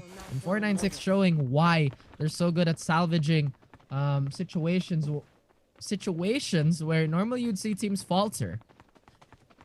Yes, sir. And from what we see, Raph, very different pace that we're looking at, by the way. I was about to say 20, but you know what? I'm going to hold that thought on the observation because they have another fight breaking out. There's just no slowing down with these teams this time. Everyone is out for blood. And 496, they're going at it against Infinity. Now, Roy PC trying to get a pull onto one of the members and actually succeeds. Just going to deal the killing blow onto Cigar Ash right there. Meanwhile, going for the rest of the members of 496. Can he seek anybody out though? Looks like it actually is already a near cleanup as Toby as well as Nineshade establish some distancia amigo while the rest of their opposition, you know, just kind of sticks around, recuperates, and plays around the edge for safety. 496S will have to just kind of back away for now. Back away indeed. As Toby is looking to play forward scout here. What happened to Cigar Ash? The last time we checked, he was still, you know, hanging around, but maybe impunity got the better of him as Toby does get knocked into the river here, face planting. Has found a little bit of distance for himself. Shade, I can't say the same. Still locked in with 5-1. Win out this duel. Toby is very, very antsy to get back right into this. Once again, Naraka is a game where you really have to play your numbers. You really have to play with your fundamentals. Otherwise, you are going to get steamrolled. As Kunka has found a little bit of cover and a little bit of backup here. But Infinity, they do have a lot of armor. Doesn't really matter though. Beautiful combo by Leone on that Telmok this time around. Roy now calling for that retreat. Some cannon fire going in their way as well. But Infinity doing a great job of avoiding absolutely everything. There is a Bane Breath to their left. So it does look like they have fully committed and invested to this blessing. Yes, sir. And oh gosh, now that we've hit less than 10 minutes into the game, looks like we've seen a bit of a pickup in pace in teams and players as far as the number of teams we are seeing alive. Looking at Impunity right now, sitting very comfortably up in their tippity top spot up here. Not to mention all the arsenal to work with to try to dissuade any teams which might want to try to go in on them. Meanwhile, let's go ahead and check out how 496 is doing right now. It's like they're just trying to play it a bit more safer given the numbers in their squad, but looks like in almost every corner, every crevice as this map slowly thins out. There's not really as many places you can go, a lot of open area that they're working with. That's why, if anything, squad we just saw earlier, already a good vantage point that they're working with. Now let's see which fight will eventually break out next, because teams are just within easy vicinity of each other. The shadow But they are. begins. There's Quince is minding his own business. He does see Toby and the rest of 496, or at least the remnants of 496, and actually showing the world he has that straight shot Soul Jade. Interesting. Has that Soul Jade on a white cannon. Not a very not a very ideal combination. Hopefully looking to upgrade that weapon, but KGM, Mines might have overextended just a tiny bit. But it does look like Banks and the rest of the boys are here. Genji did take a substantial amount of damage here. So that is going to be a window for QE to kind of jump on one of the other players. And that they do. And it's Dame to take the full breath. Wow, beautiful read on that parry as well. Dame is pretty much dead at this point. He's dead in the water, but has to expend that Zephyr Prison. Mines is going to get stuck here by the slow. Not going to deter him from chasing. Nearly hits that air shot by the cannon. But now it does look like a crippling shot is going to land onto his ankles. Signaling QE to like maybe this blessing isn't for us, as it did spawn on TM's side of the world, which is a little unfortunate for the team that did expend that brain breath. WCL here, not looking too healthy as Adams maybe fighting for his life, trying to re-enter the garden, but nope, got shot out by a very sneaky repeater crossbow. Yes, sir. And again, the fights just continue on with not enough real estate to work with as time goes by. KGM got to be very careful. Genji forced to go with Titan form in order to just not go down from all the rage damage being thrown at him. He tries to peek around in immunity, finds impunity as the culprit, but no commit just yet. KGM's Kenji just wanted to play maybe a little bit safer here, going to play towards the edge. However, he is very well aware of where Genji is hiding right now, and looks like he's going to try to seek to reposition as the sole running member of KGM. But still, a lot of people have their sights on him, and everybody just is out for blood, hitting him from range. Genji's just sitting wide open for a lot of teams to see. Wide open, and Roy, usually the one that is the more aggressive player, usually the one jumping in, is playing bow duty here. He does find Genji, bit of a Hanzo moment, but it does look like QE. They are going to eat a lot of dirt with this combo, and Loves and Banks are kind of cornered here. They have to get rid of Banks. Oh, but no, the Sacred Circle and both Titan forms both get denied. Beautiful move by Impunity here. I didn't really see that. I blinked and I missed it. I thought they were going to turn with that Sacred Circle and that Titan's Call, but that was not to be the case, as Loves...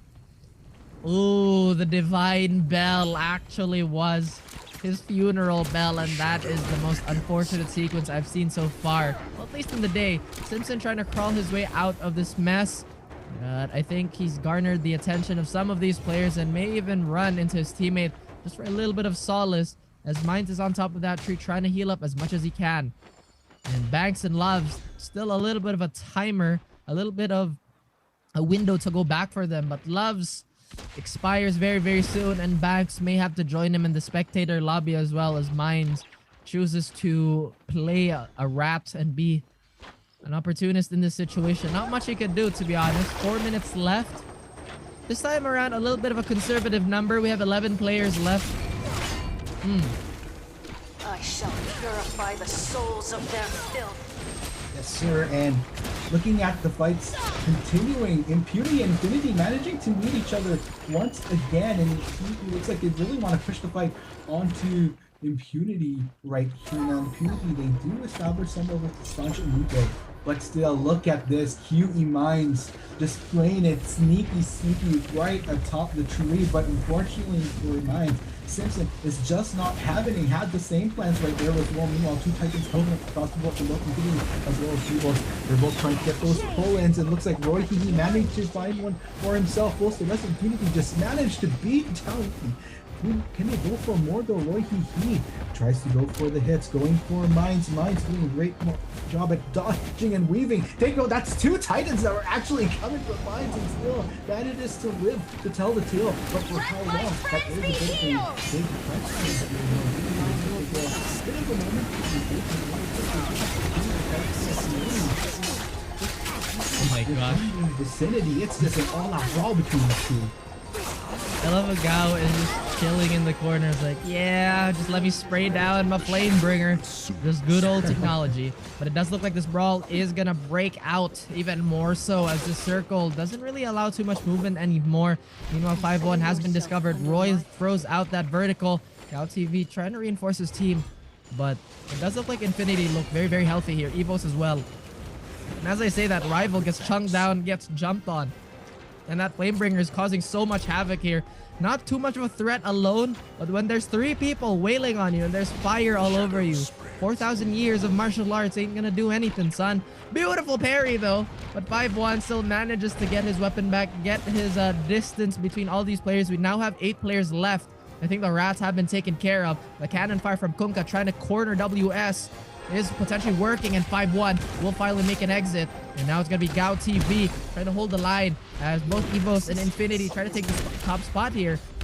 If there's 7 players, then there must be someone hiding here. I'm not entirely sure who, I'm not entirely sure where, but they're taking their sweet, sweet time popping these ults as Leone looking very healthy here, playing the safety game. Does get kind of pushed out into the corruption, but Gao TV, beautiful, beautiful ominous blade, kind of edge guarding here. Circle going into a close, taking out one member from Evos. Does get kind of suspended in the air with that F from Temel. Leone doesn't even have that Zephyr Prison. He's fiending for it. He wants it so bad, especially when there's a Flamebringer on the field. Still, they're still not staying in the pocket. Now, squad to squad, we finally find that one down. And Simpson, or rather Roy, trying to be the hero of his team. He does knock Simpson out. Leone isn't destined for this world any longer, as he does get tossed around. This Flamebringer is causing so much havoc, so much hell. And Infinity, well, they are looking so good as Impunity's last member gets ganged up on by a Titan, a Flamethrower, and a Kurumi. Beautiful, beautiful showing. Not as chaotic as the previous games, but still definitely a thriller. And when you look at that, Infinity even garnered the most kills out of everybody in this group. The Infinity versus the Impunity towards, and it's interesting how earlier on we did see them in a skirmish, and who would have thought even towards the end they would find themselves as the final 2 standing. And for both Infinity as well as Impunity, who are actually playing towards the lower part of the top 8.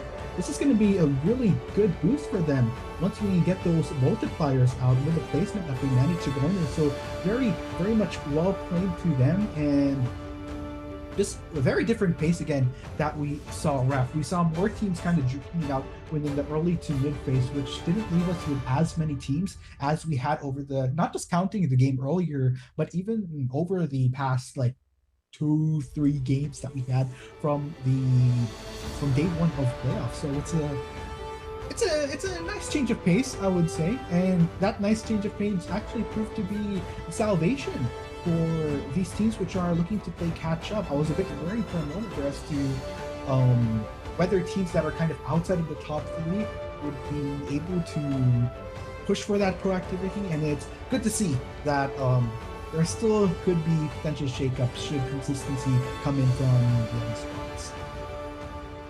I'm trying to calculate the points in my head right now to see how far Infinity jumped, but again, we do have a scoreboard for that, so I'm not going to stress myself out. That is the first half of the day, technically speaking.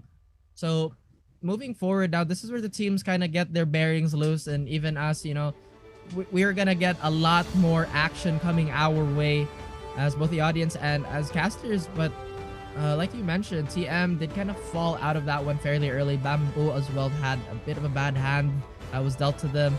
You still have 3 more games, but these 3 games, again, you still need that consistency and that, how would I say this, explosive play style. Because a lot of these teams, mentally, they could be thinking, oh, I can't make it back up. Oh, I can't do this, do that. And being mentally tough is a skill in itself that can be learned, guys. And has to be displayed at this high level of play.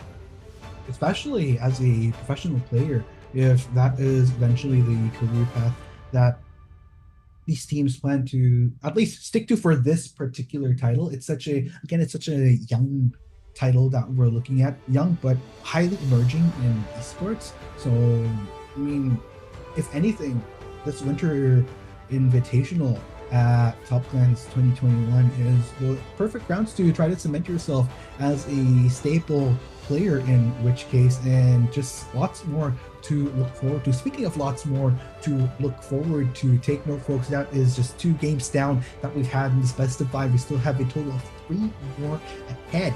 And with those 3 games, that just means 3 more opportunities that these teams have left to try to make the most of garnering those points. And 3 might seem like a lot, but take note, with 10 games, I mean, points are already starting to build up already. So no more dilly-dallying anymore for any of these squads. Speaking of which, let's go ahead and check out how these squads fared at the end of the day. Look at this, Infinity just bringing their A game today. Gotta give them kudos for that. Again, getting a nice build-up for themselves. 33.8, and take note, 33.8, nobody even hitting half of what Infinity has managed to reach. Kind of nearing that half is Impunity with a 15.8 and 496 as well with a 14.9. Everything else is a little bit closer, but as you said, Raph, interestingly enough, some of the teams what we did see kind of playing towards the top weren't able to get the best benefit of this game. But of course, worry not for them. This is where the investment of getting bigger points earlier on could come into play. They can afford a little bit of these slower build-ups inputs. Yeah. I was honestly thinking, like, is this the right scoreboard? Because it looks incredibly similar to the one we had earlier. But once again, Infinity, 33.8 points again, making a statement. And if they can do this one more time, I am so confident that no one can catch up to them, because that gap is going to be almost insurmountable. And like I said, 131 points for... Actually, what? Okay. Maybe I'm, bad at math again. I didn't realize TM was also that high up. But both Bamboo squads kind of have fallen from a little bit of a fall from grace is what I meant to say. Again, not impossible for them to come back. But if Infinity can keep this going, then I think we have a surefire first place here. But TM making a strong case that they are the juggernauts.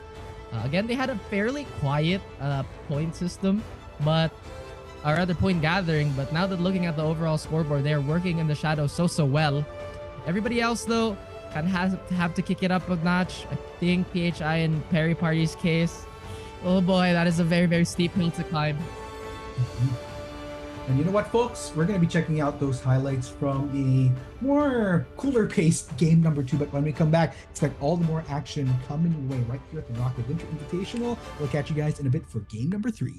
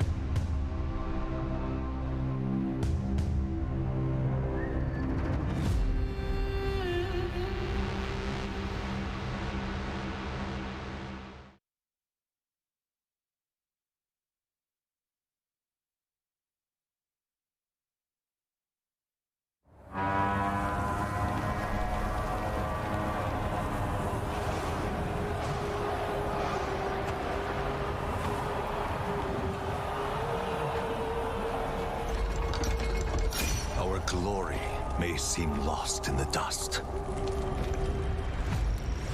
Still, we go forward. We don't give up. We are warriors, born to fight. They may chain us and try to hold us back.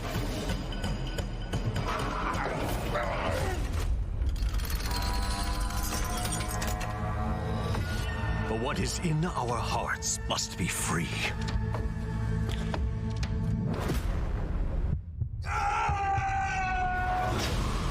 Doubt, failure, and regret are the enemy, but struggle is in our blood. It's all just fuel for our fire. We can bear the incredible weight. Because chains must be broken.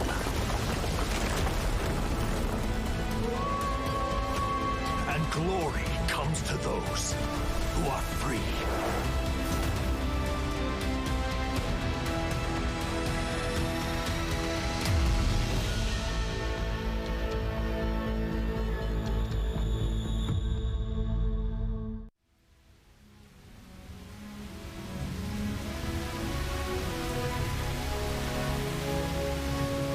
Every legend starts with tragedy.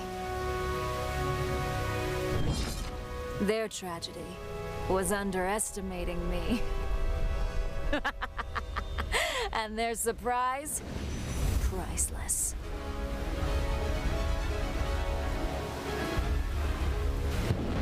Because my father wasn't protecting me. He was protecting the world from me. Because the sea is my brother, the wind, my sister. And this wench is your captain. Captain Valda Twee. Got a problem with that?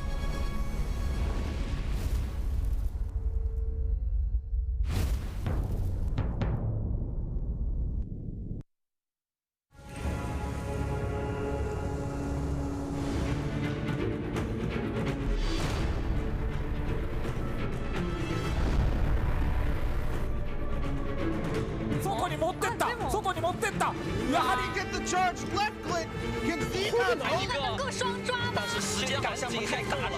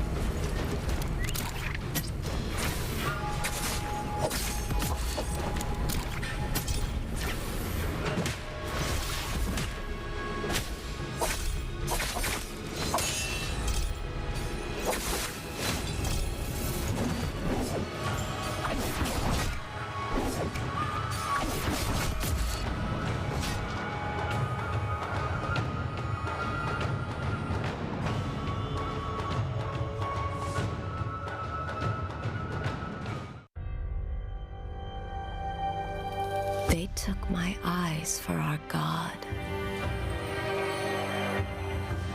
Was it worth it? Yes. Nothing can hide from me any longer.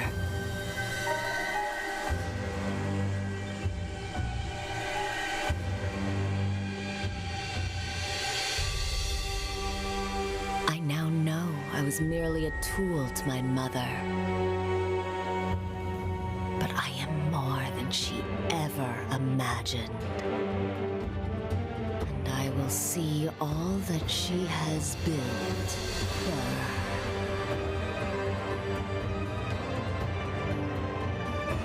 I am Viper Ning, the Crimson Knight.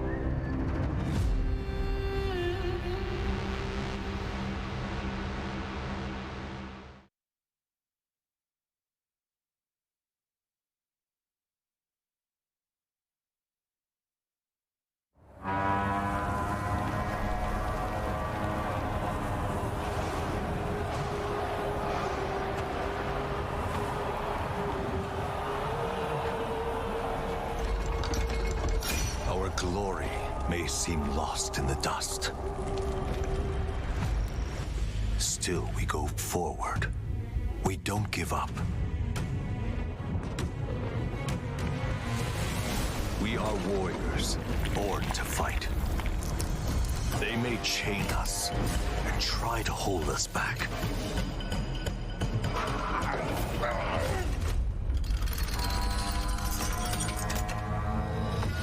But what is in our hearts must be free.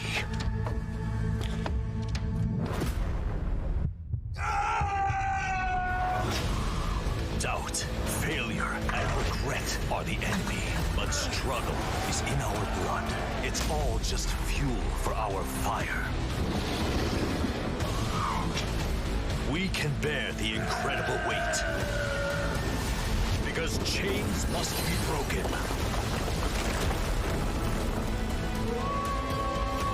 And glory comes to those who are free.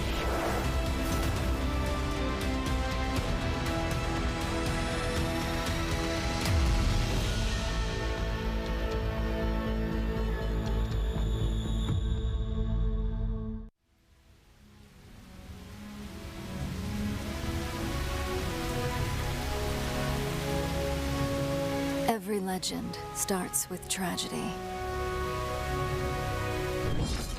Their tragedy was underestimating me.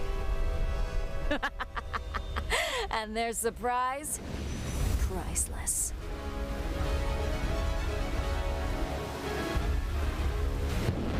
Because my father wasn't protecting me. He was protecting the world from me. Because the sea is my brother, the wind, my sister. And this wench is your captain. Captain Volda Twee. Got a problem with that?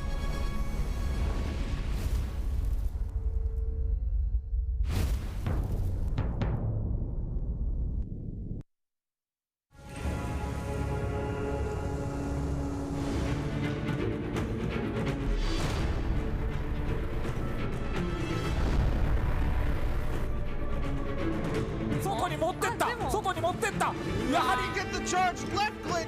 Can see that? 一个，但是时间好像不太够了。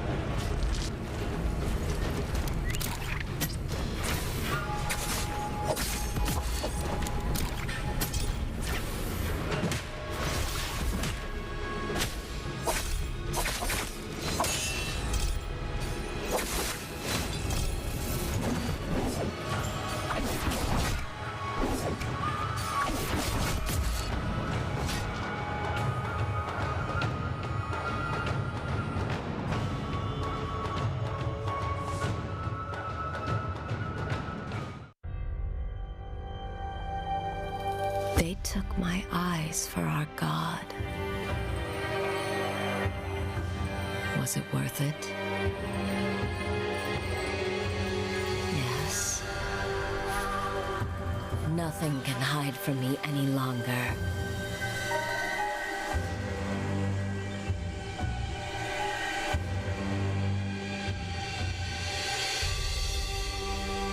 I now know I was merely a tool to my mother. But I am more than she ever imagined. And I will see all that she has built for her.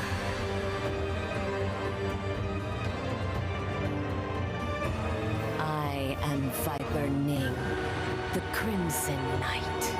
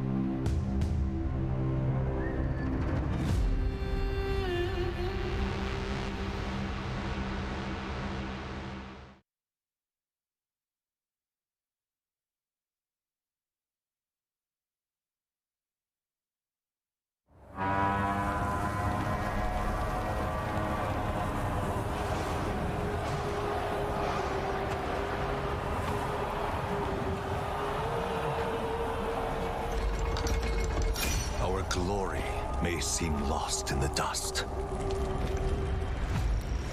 Still, we go forward. We don't give up. We are warriors, born to fight. They may chain us and try to hold us back.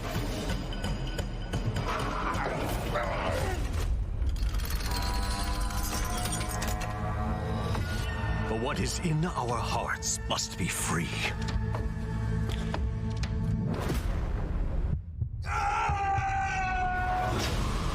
Doubt, failure, and regret are the enemy, but struggle is in our blood. It's all just fuel for our fire. We can bear the incredible weight. Because chains must be broken.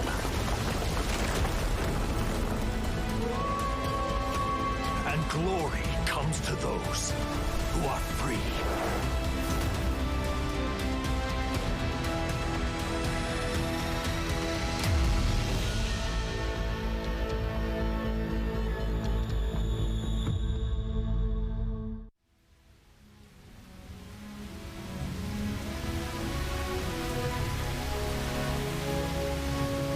Every legend starts with tragedy.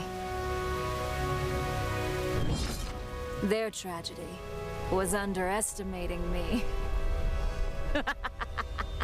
And their surprise? Priceless.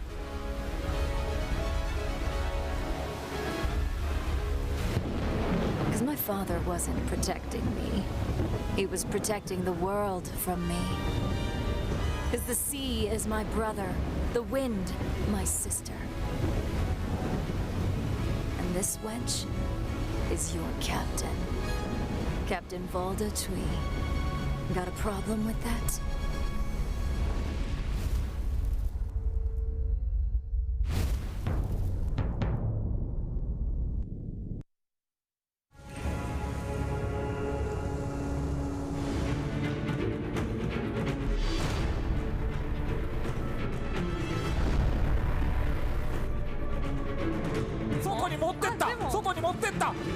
Get the charge left click! Can see that? 一个，但是时间赶不及太大了。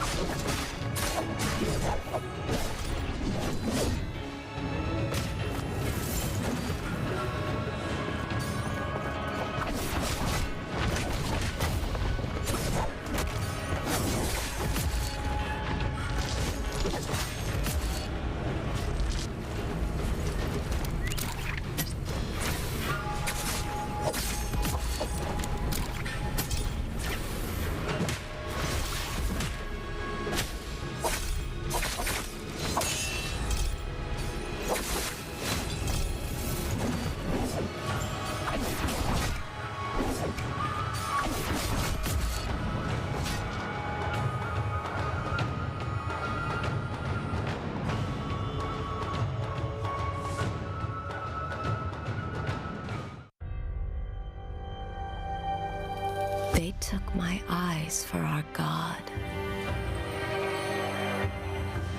Was it worth it? Yes. Nothing can hide from me any longer.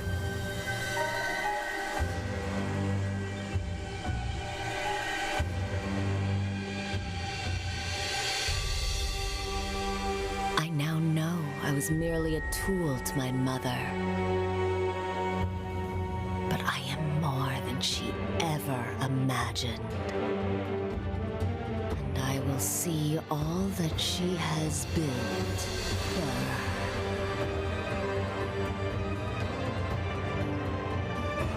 I am Viper Ning, the Crimson Knight.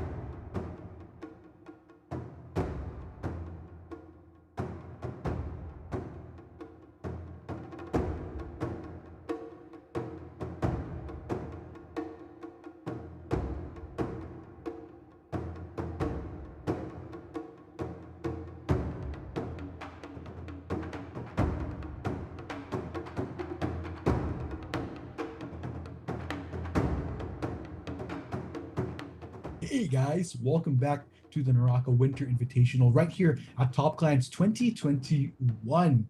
And my oh my, we're already near halfway through our day, but we still have 3 games left in order to settle who will ultimately be our champion for this invitation. Not only that, but also who will ultimately be our top 3 as well that'll be making it to the global stage. One of the more prestigious opportunities you can get as one of the pioneering teams to reach an apex of Naraka esports. But before we can do that, quick intro by the way, we are your casters. I'm Arctic, with me is Raf, and man oh man, how these points have been shifting, Raf.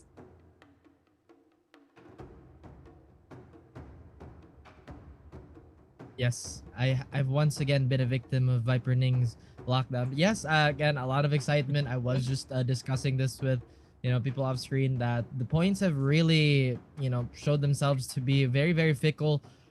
Like you mentioned, it's been shifting. I'm not entirely sure where this performance was like in the group stage, but I feel like all these strats and all the energy that they've gathered all throughout this long and very, very rocky road to some of these teams, they're really stepping it up. I'm a fan of this because this is one of the greatest factors and the greatest qualities of Naraka. It's incredibly unpredictable. A lot of these teams, we did see them kind of hobble on the way, but right now they've hit their stride. They're making their marks. And some of these teams, we kind of expect them to just bounce back just a tiny bit. Tiny bit. Of course, we'll have to see how that ultimately plays out a little later on. I think it's something you kind of talked about earlier, especially for those that are kind of towards the bottom. It's going to be a tricky uphill climb for some of the teams towards the latter half of our rankings. For some towards the upper side, still, you don't want to get their hopes down at all just yet. But you know what? Hopefully they keep their hopes up as we head into our 3rd game right here, right now. But yeah, as I was saying,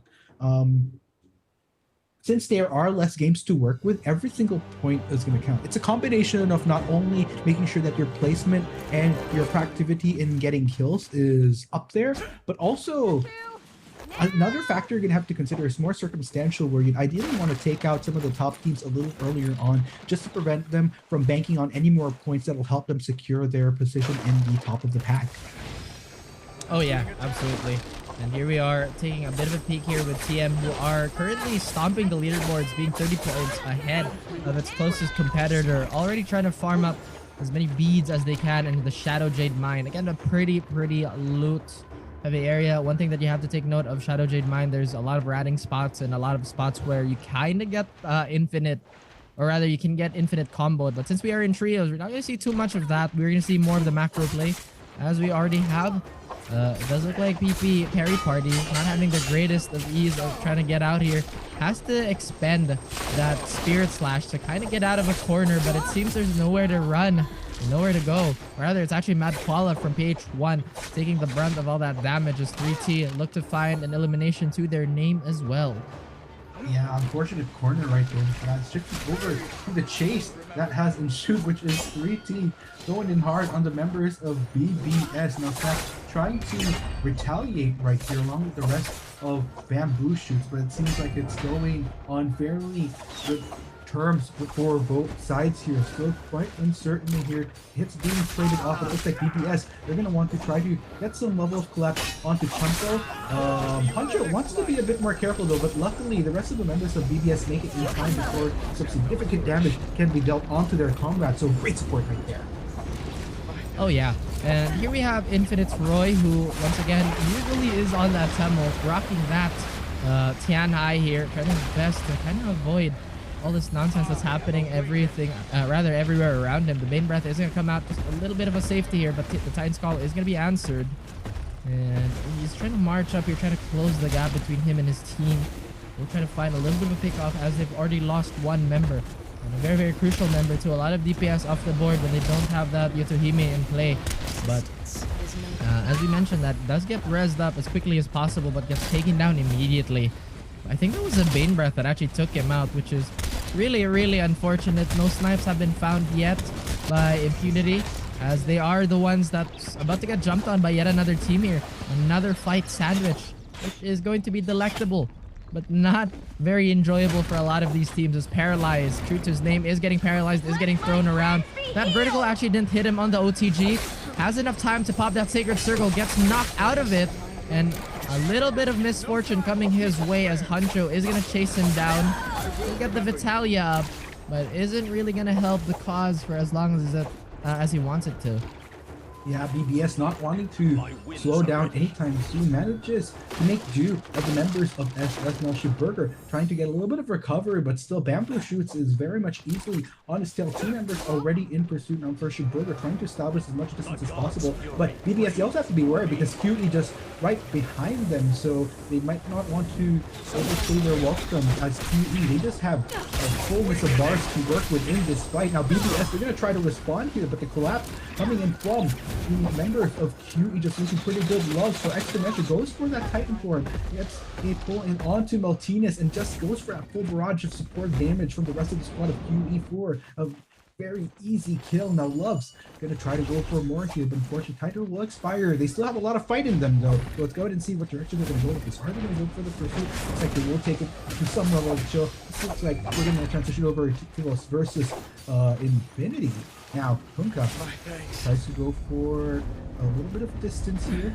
Don't want to get into the mess of that all, as a lot of squads are starting to confront. Looks like they do decide to play it a bit more safe. Estancia Amigo along with some bit of a moment, allowing themselves to. The shadow will show. Yep. As Toby is touching shoulders once again with Roy, who is the last member of Infinity. This is definitely not going to be very kind to their points, which the leaderboard has already been as ambiguous as it has been. Shade is going to get caught, but Toby is going to burn a little bit of important time here. Roy does have quite a bit of armor on him. Not a lot of HP. One slam right now could kill him. And that's exactly what happened. Toby does get reduced to his monk form.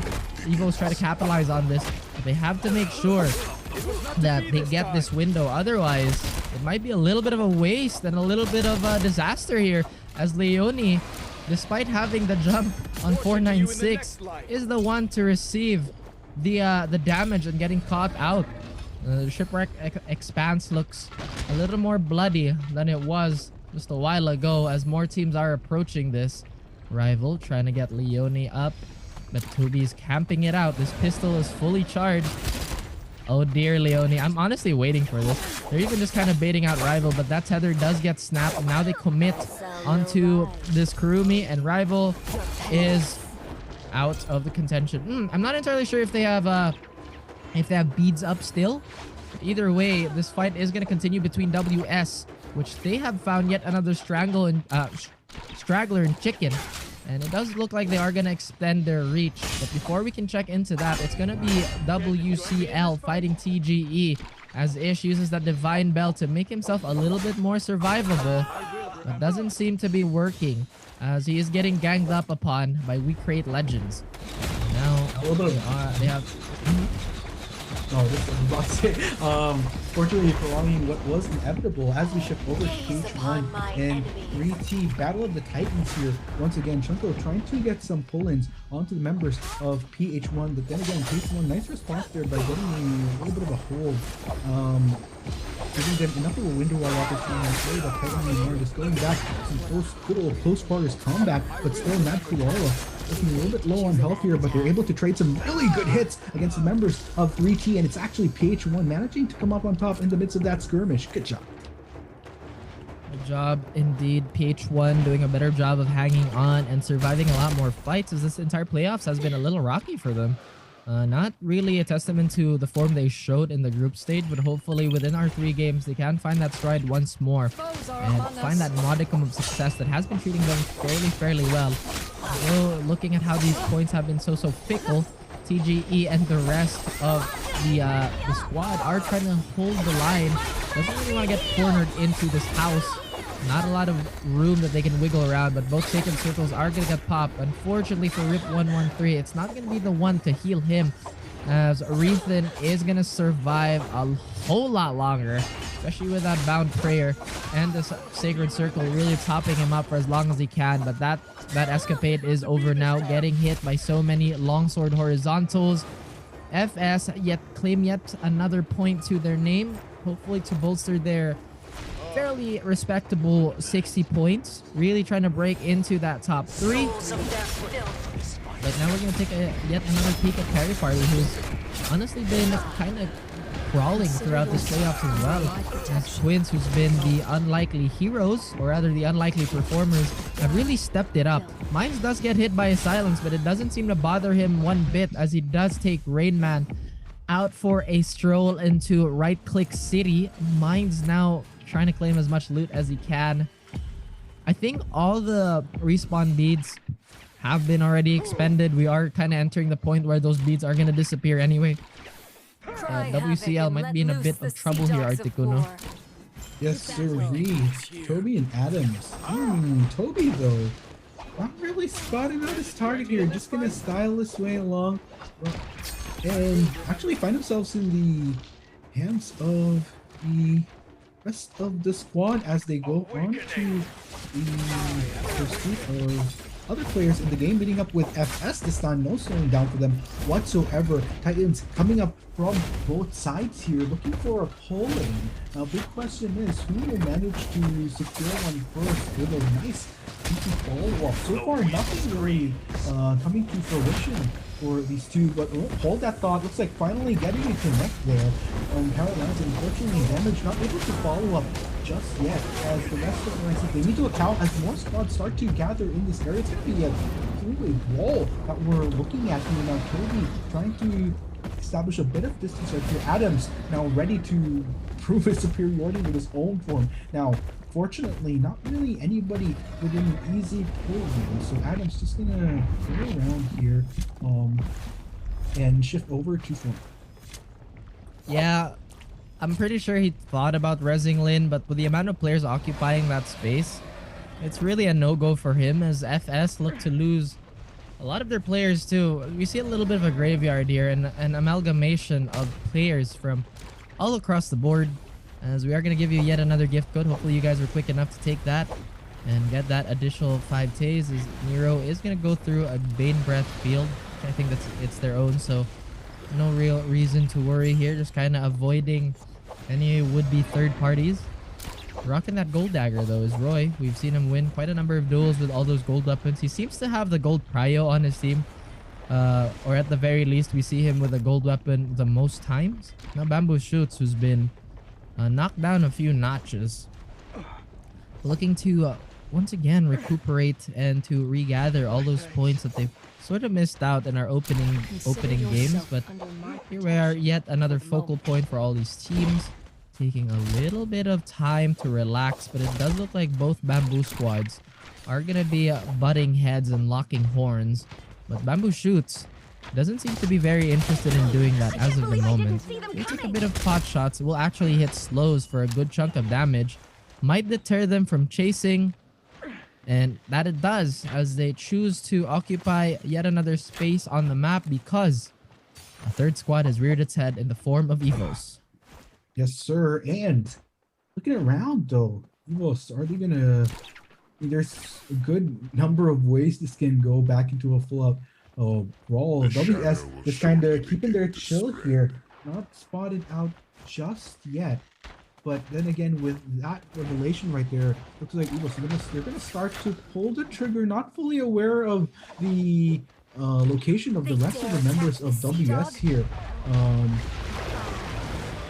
And there you go, WS decide to finally reveal themselves and bring the fight. They're gonna try to get a lovely hold onto the members of Evos right there, catching them off guard, also bringing Titan version, just spending all their resources to make sure that they could easily topple over Evos. They did not see that coming, and one by one they go down. Leone, the only surviving member, just gonna grapple his way out of there, but still, WS gonna decide to pursue.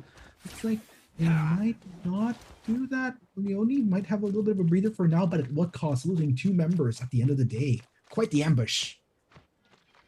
And that they do, as Leone limping away, being the sole survivor of his squad. I didn't catch where his squad mates died, but yeah, again, it's one of those things where he's gonna have to resort being a rat, as Infinity here look to have yet another good position, or at least be a contender for that last circle, which they've been very, very consistent about. Pancho and Maltina's snack on the other side of the world has decided to forego that Temulk, instead go with a more aggressive lineup with the Yotohime and the Kurumi here. A lot of heals, a lot of sustain, and defensive utility in that that Yotohime F3 makes it very, very difficult to pin the squad down. Meanwhile, on the other side of things, we do have NDQA on that signature Tianhai with a mirror comp to their name. Twins is taking just a chunk of damage here, but so far none of these teams have really dove into each other. Although I do believe that this is going to be a fight that Bamboo wants to take. They want to take down QE a notch and get those points for themselves. Loves and Minds don't seem to be very interested in doing this too. Maybe try to look for a better position to set up all their abilities. But other than that, still a long chase, and we kind of lose sight of Bamboo anyway. Infinity though, we do see them just peeking just a tiny bit as KGM doing a great job of trying to poke out, announcing their position and announcing that this is a line that you should not cross because it is getting spotted by all the KGM boys, the King's Men. Yes, sir. And QE just trying to get a nice climb up there. Infinity just on the horizon, but QE just gonna go ahead and play a bit safer here. No necessity to engage on anyone just yet. Again, 14 minutes into the game, still 32 alive. That just means that a lot of teams may be looking to play towards the long game once again here. Of course, we will have to see if there will be any opportunities where teams might encounter each other once again, but for now, I will say, as you can see, just like 496 right here, just keeping it chill for now. Chill indeed. A slow part of the game, as this is the part where I tell you guys that this is where the players just kind of hang out, chill, not really want to commit to anything. But Toby does get a massive flank on Chicken. They had no idea that 496 was just hiding there. But with a big turn, as Nero and Viper Ning toss out their ults, they find Cigar Ash isolated. Nero doesn't really care if he's taking a little bit of damage, but that stone form is going to chop 496's members down and about, and that ambush has gone. I was about to say something that wasn't broadcast friendly, but I decided to go against that. It's gone bottoms up, is what I'm gonna say. And that Toby. Oh boy, 496, although has been a great contender for that top 3, top 4 spot, might not be the case here as Shade's body has expired. Cigar Ash very, very soon. Those revives are not going to be available for them. And that Moore's Blessing has turned into a bit of a bane, as they did get a bit of loot, but at a very, very costly price. It does look like Leone is looming around the area with full sense, just taking control of this cliff that has proven to be death for the majority of these teams. Yes, sir. And looking at how things are going, LBR trying to get around here. Toby just far, far off in the distance, as you can see. Just focusing on the chase onto Leone, just holding no prisoners here. FS just not going to allow their prey to get out of this alive. Leone trying to do what he can to last as long as he can, but I think it is very much a good done deal here. FS not going to give this up whatsoever, especially without needing to worry about other squads in the vicinity. They're just going to gladly take that fight. Meanwhile, looking at Bamboo, Titanform just lost out by NDQA, a little bit on the lower end of the spectrum top here. Gotta be careful of this one. Well, it looks like WS is going to have to play towards defense, a little bit of a retreat, and yeah, otherwise no pursuit. Bamboo looking A-okay. A-okay is the name of the game, as we're winding down to 11 minutes, and compared to our last game, we might see quite a bit of players once again populate that final circle, which we've grown fairly accustomed to at this point.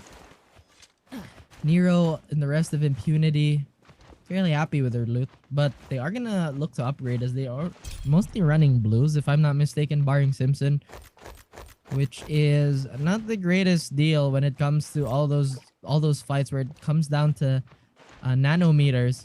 Is Mad Koala really being a rat right now? It's again just a little unfortunate for PHI or the Philippine representatives, because they were very consistent in the group stage and in their group, but suddenly started floundering once the playoffs came around. Toby's doing a great job, but that Divine Bell is going to be the end for him. And Full Sense, not too far off from the play zone, or rather the play area. have no qualms taking this damage from the corruption as long as they get that gear up and running. 496, who's been very, very good with their team play, is kind of suffering just a tiny bit with 9 Shade being the last member alive. Toby looks salvageable. I'm not entirely sure where he is though, but absolutely certain that TM have this blessing under control. They even popped the Bane Breath. I think just a tiny bit too early, keeping Full Sense away and funneling them to another side of the map. But it does look like 9 Shade is going to take a little bit of that attention. Beautiful shot on one of the 496 members, or rather Full Sense members. Kame still trying to charge in with the spear. Holds off to committing that Dragon Slayer. As the Morris Blessing is going to come down. Akame is already making a mad dash for it. Some of the contents have been raided already by Yin, who's had a fun time holding on to that gold armor, especially as a Kurumi. And things have gone to a bit of a slower pace here, Articuno, giving us a little time to breathe. Yes, you said it best earlier. Teams are just past that point of wanting to be proactive, just gonna leave it to the time naturally tick, voting their time until they reach a time in the game where the map just gonna force these players together once again. That has been a consistency that we've seen over the past games. Now Bamboo is sitting quite comfortably over here, but you gotta take note, TM just on the horizon. Nobody really looking to pull the trigger yet though, as you can see. All teams are just kind of playing it safely once again, throw a few hooks when necessary, but overall, yeah, just establishing base where they can. You won't disturb us, we ain't gonna disturb you. Yep, just about a war of glares right now. They do have a lot of ranged weaponry. And the pistol has seen a little bit of a resurgence. Maybe from the patch. Maybe from getting bored of the musket, who knows? But there's a bit of a Zephyr prison going on around TM's area. Maybe just to use it to get a little bit of breathing room. As Bamboo, they go right over it, trying to pick or what they can from that Morris Blessing. But Pampy has lost quite a bit of armor here. I would say this is yet another awkward circle, a very high-powered one since there's another Morris Blessing coming in the vicinity. Maybe goading players into reacting to this, maybe even committing a bunch of ults. So far, though, it does look like Infinity is gonna have this for grabs. TM's the only team that's about arm's distance. Bamboo doesn't seem to be interested in taking fights. That's true for both squads, for both Shoots and Esports. Nero, meanwhile, just staring at the sunset here as he is the last member of this team. But KGM have reared its head. Genji and Klaus, Dame, still looking very, very healthy here. As I say that, they take a little bit of cannon fire, but maybe not enough to warrant a jump. Nope, not at all. And it's like, yeah, teams are just really playing this carefully now. I think we've reached that point in the tournament, Raph, where since there is less games to work with, you know, you don't want to overstep your boundaries unnecessarily. And look at the map spread, by the way. This pretty much just confirms it. Nobody committing towards it. I expect there was this small scuffle happening here where the members of Infinity were able to catch out Mad Koala. But other than that, nothing else really happening, but we do see teams slowly kind of reaching dangerous territory towards each other, particularly just as we zoom in. It is actually TM versus WS, but as you can see, it's mostly pokes that are being traded out right here. Nobody going for the full commit yet, but as the shadow spreads, this might might just be a cause for them to do just that eventually. Yeah, again, another awkward circle. We've had a lot of these already. An early commitment by Quince Loves as he's the last member trying to vie for those positional points right now, or try to be a spoiler here. He finds Dame. I think he looks to toss him to another team, but he does get the bounce off that tree. Nearly gets Genji, but Genji's being a very, very slippery snake. There is yet another blessing on the horizon here that has been untouched. Look at that. Loves holding on to that res button. And I don't think that sneaky tactic is gonna work. Nero, though, very dangerous spot where he is. Just an open field. I don't like the looks of this, honestly. A lot of the teams have already expended their Titan's Call out of emergency, but Schimberger's just very happy, just kind of burning down Loves here. Once again, the weakness of martial arts is a flamethrower. There is no counterplay to a flamethrower. You will be set on fire. Yep. Don't want to get grilled this late into the game. If you were any of the other squads here. However, for Burger, just gonna focus well done squad in all of this. Hunter trying to get a pull onto one of the members of TM, not quite finding a target just yet, but try, we shall continue to do. Of course, that's going to be expanded sometime soon, and actually manages to get a comment, but unfortunately not with as much leeway to work with anymore, as soon as the pull comes in, just shifts back to more form. This could be the instant signal for BBS to reposition. Don't want to get caught, and especially the punches here, wants to take a moment to regroup, recuperate, and gets that opportunity quite nicely. Should accomplish for Oh yeah. TM, they've had very, very good fortunes for them. They've had a good amount of loot this time around. The circle has favored their position, as they are very happy just to kind of chuck and be the artillery barrage that nobody really wants to feel. Meanwhile, WS's Suka trying to be sneaky, hanging on. He will eventually get discovered. The haze does get popped out by the Valdeki here. Just kind of warranting, hey guys, please leave us alone. This distance is not for you, and Akame might just take a little bit of corruption damage. Not enough to really chunk him down. 4 minutes winding down, a lot of ballistics going here on this rock. The only high ground available in this final circle as Meltinez is melting. Unfortunately for him, Shiburger will come out pretty much unscathed, question mark. He does finally pop off that armor powder and even gets a little bit of respite in this tree, but gets discovered. Has to find yet another tree here. Has found a little bit of a high ground advantage here with his teammate. Has to pop that Vitalia. Only has 2 armor powders left. There's quite a bit scattered in front of him in that tiny graveyard. But those shots landing on Dame could be the end of him. And what a sharp shot has Shiburger been, whether it be the bow or the flame bringer. As Genji has had enough of these free hitting shenanigans, is going to take the initiative to jump in. But it does look like BBS. Where is BBS? They did lose a member, but Snack and Hancho are getting bounced around by 2 teams, which is not the greatest ordeal for them. Akame trying to climb up this rock or just kind of play as defensive as he can, but look at Shiburger. Environment unfriendly. He's trying to burn all those trees down. Still manages to escape by the skin of his teeth. Does have 3 more orbs available to him if he chooses to harass with those, but Genji was forced to pop this. Not going to be available for the final circle, so those right clicks, those swipes, are not going to be present for his team. Tries to find Shiburger, who's been a nuisance, has been a thorn on everybody's side, especially since the beginning of Corruption 5. Finally finds him. I don't think this is enough to kill him though, and it isn't. Again, the timing has not been very kind to Full Sense, but Shiburger, his shenanigans are going to be put to an end. They do climb up that tree. And no, I can't believe Shiburger managed to find his way out of that. Olivier is also back in action in this Titan form, looking to get as much damage as he can as a Vajra. But look at the high ground, this tiny rock that's been dominated by FS. They could steal this away from all these players, as it is going to be 14 players duking it out, Articuno.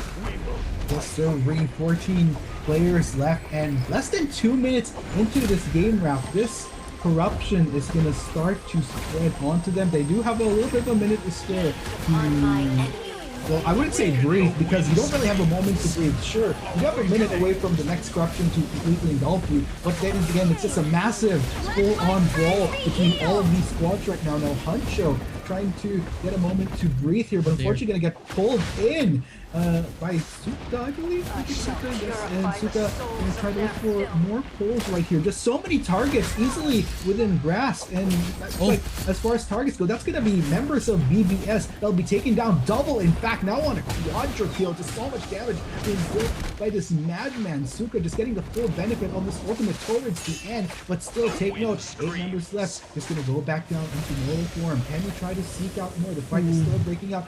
I go look at Simpson right now. Simpson, it's like, pulled off from Jones. Oh no, gets pulled off. I thought he got caught by the Zephyr prison there. He doesn't. He still has this Titan's Call, but unfortunately no teammates to really capitalize on this. TM looking healthy. Haganov has fought off quite a number of players with that haze. Although it does look like this brawl is going to ensue, but the numbers are definitely in favor for TM as KGM get cornered and their last member has fallen. Genji is not answering the call of the blade anymore as Akame trying a little bit of a blind fire here, trying to predict where Suka was going to land. And is TM still holding on to this lead, I believe, and Haganov is going to be forced, as well as Simpson, to throw out that Titan form. If he can hold off every single player here, this is yet again one of the playoff steals. He does have two members. He smashes them down. He even finds Yin. Can he find Akame? Akame's doing a great job of avoiding everything. Simpson, he's on a timer here. One more slam could have been it for TM, but TM, they managed to ish this out. Yet another valiant effort by Simpson. But TM, they only get more numbers here as one of the most active teams, one of the most even kill distribution. Placement as well, been very kind to them. And oh boy, I think they might be running away with the points. Yes, sir. TM just coming out on top once again. Not only are they showing consistency, it's just an upward trajectory that we've been seeing from these madmen, and they got to be very, very happy about that.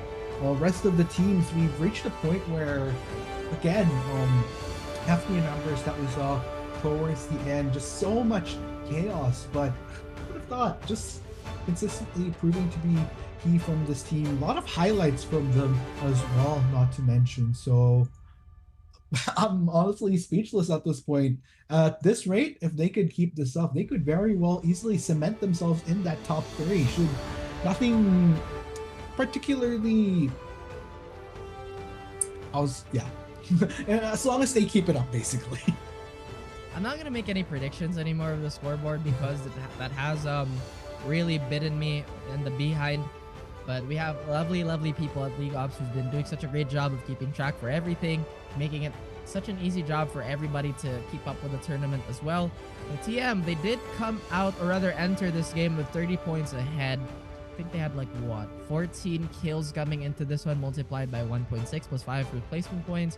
I'm not gonna do that math for you, somebody else will. But again, that's just something to take note of. I do believe that it was actually 496 who had the most KP. I could be wrong though, but Bamboo still in a bit of a rut. Something got in my eye as well. But yeah, Bamboo, they were fantastic, absolutely dominant in the group stage. Still yet to find their footing in our playoffs. Had a pretty good day 1. Day 2, ooh, they're kind of falling like dominoes here. Have to rectify this very soon, otherwise their contention for that top spot could have already or that window to be number 1 could have already passed. Yes, and it's gonna have to be a full combination at this point, with all teams realizing what's on the line. We're seeing a lot of proactivity from all ends, and you just gotta you guys gotta take every advantage you can. Gotta work towards that placement. Can't just settle on placement alone. You see a lot of teams just being more proactive and pulling the trigger, trying to calculate what fights they can take as much as possible, but without risking, of course, them bowing out early for each of these games. Speaking of games, 2 games left after this, ladies and gentlemen. So depending on how these points roll out, it's something that these teams will have to take into heavy consideration moving forward, because it's coming down to the wire. Not as much opportunity anymore to make up for any lost grounds. You're just gonna have to always aim high for both instances. That's right. Reach for the sky, you may land among the stars. I think that's how it goes. But again, guys, this is truly the elite of the elite, as we are gonna be taking a bit of a dip into the scoreboards here, and it's still TM. Oh my goodness, TM. Bamboo Shoots have found a little bit of respite with 21 points.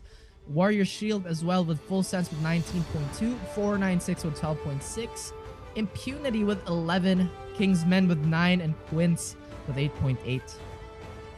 Well, other teams which have been doing fairly good towards the start of this day, finding themselves on the lower end of the spectrum with single digits. It's going to be interesting to see how this might affect the standings. If there's one team that has been a constant though, we still keep on looking TM here as such a strong contender. In group stage, they did fairly good, but now they're just above and beyond 153.6 points. Pretty much a 41 point difference between second place. That unless something crazy happens to these guys over the next 2 games, these guys have a really good shot at sitting pretty up there in that top spot, Raph. Too bad esports. Too good. Where did this come from? I know they had their fans. I know they were so consistent in their group stage, but I don't think anybody expected them to be this explosive in our playoffs. In fact, at the first stretch of yesterday, they were just kind of cruising at a constant pace, but now they've geared up. They're really gunning for gold. As that lead, they're making it insurmountable for a lot of these other teams. Meanwhile, Bamboo Esports has fallen ways behind here. Their performance for the next 2 maps have to be miraculous for them to catch up. Otherwise, we may have already crowned our champion. Yes, but I'm just gonna say this. I'm sorry to interject again. I don't want to jinx it. Every time I say things like this, it gets jinxed. I don't want it to get jinxed. Well, for your sake, Raph, I'm going to go ahead and relieve you of any responsibility as far as jinxing is concerned. Another thing we can look at as well is champion spot, TM looking good. But looking at the bigger picture here, you have to remember another thing is at stake here. And that stake is heading to the global stage for Naraka Esports. Bamboo Shoots, they can't rest on their laurels just yet.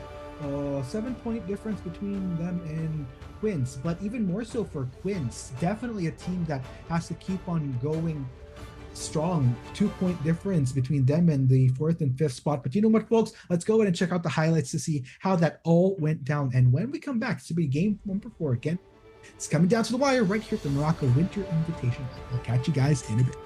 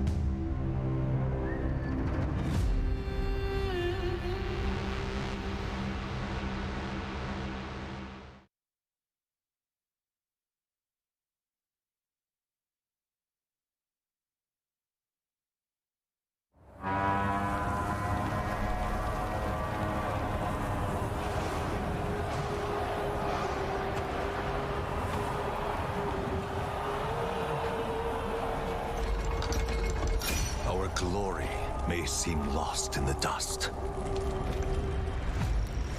Still, we go forward. We don't give up. We are warriors, born to fight. They may chain us and try to hold us back.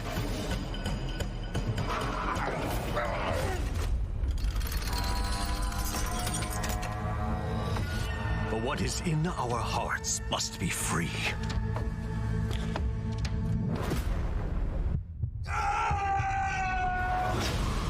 Doubt, failure, and regret are the enemy, but struggle is in our blood. It's all just fuel for our fire. We can bear the incredible weight. Because chains must be broken.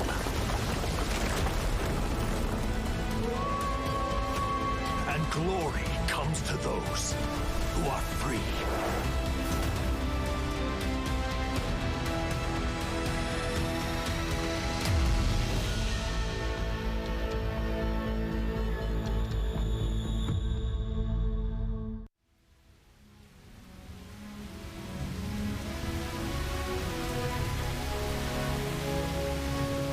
Every legend starts with tragedy. Their tragedy was underestimating me. And their surprise? Priceless.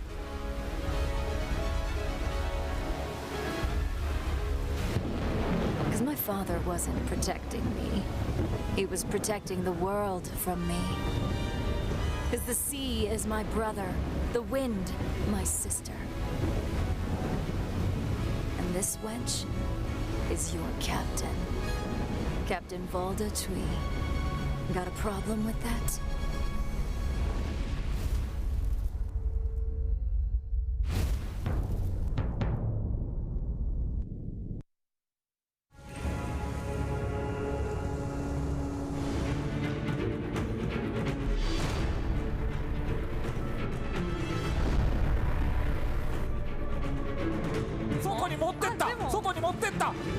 Get the charge left click! Can see that? 来一个，但是时间好像不太够了。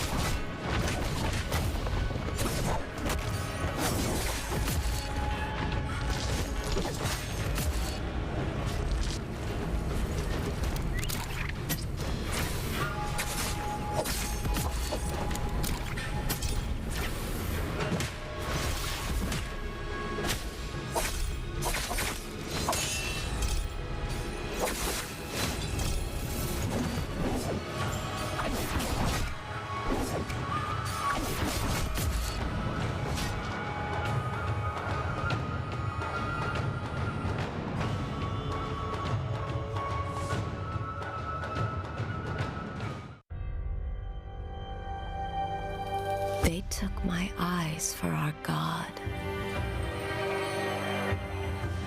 Was it worth it? Yes. Nothing can hide from me any longer.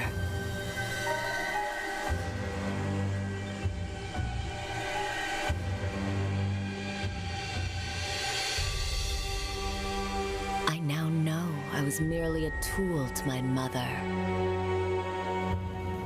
But I am more than she ever imagined. And I will see all that she has built for her.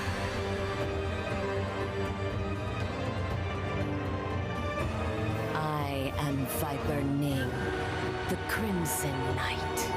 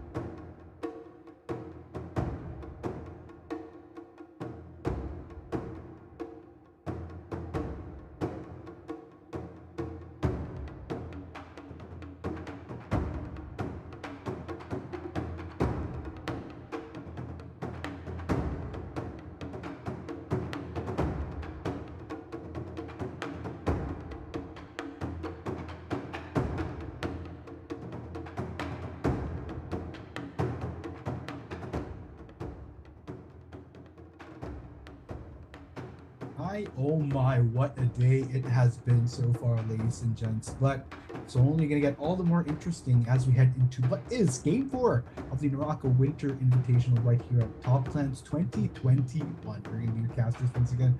I'm Arctic. With me is Raph. And gosh, with how these points have been coming out, TM looking super, super comfy at the top. Can't necessarily rest on their laurels just yet, but unless anything super crazy happens to them where they fall down in the rankings, I think they have a pretty good shot at sitting pretty at that top spot should they continue to keep up the consistency with how incredibly proactive, how incredibly consistent they've been in playing these games. Meanwhile, we're also looking at 4 other teams. No, actually make that 5 currently in heavy contention for the second and third spot. Bamboo Shoots, just a decent distance, but still something that a lot of these teams can catch up on if they don't be careful. QE, Infinity, as well as 496.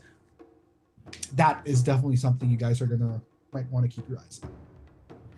Absolutely. And again, my mind is just trying to process all the things that's been happening, how everything has led up to these points we are going to. I would say this is the most important map. This is the decider for who is going to dominate, because like we mentioned, TM does have a stranglehold on all those points, a very, very greedy bunch when it comes to that, and for good reason. Again, we have a monstrous prize pool for an emerging game, and to have spots for our global series with a 1.5 million US dollar prize pool, we are going to be looking at the leaderboard. Actually, no, we're going to be looking at the game right here, right now, with no delays whatsoever, as all these teams are once again preparing for the battle. Nearing its end, sir. too. Wow.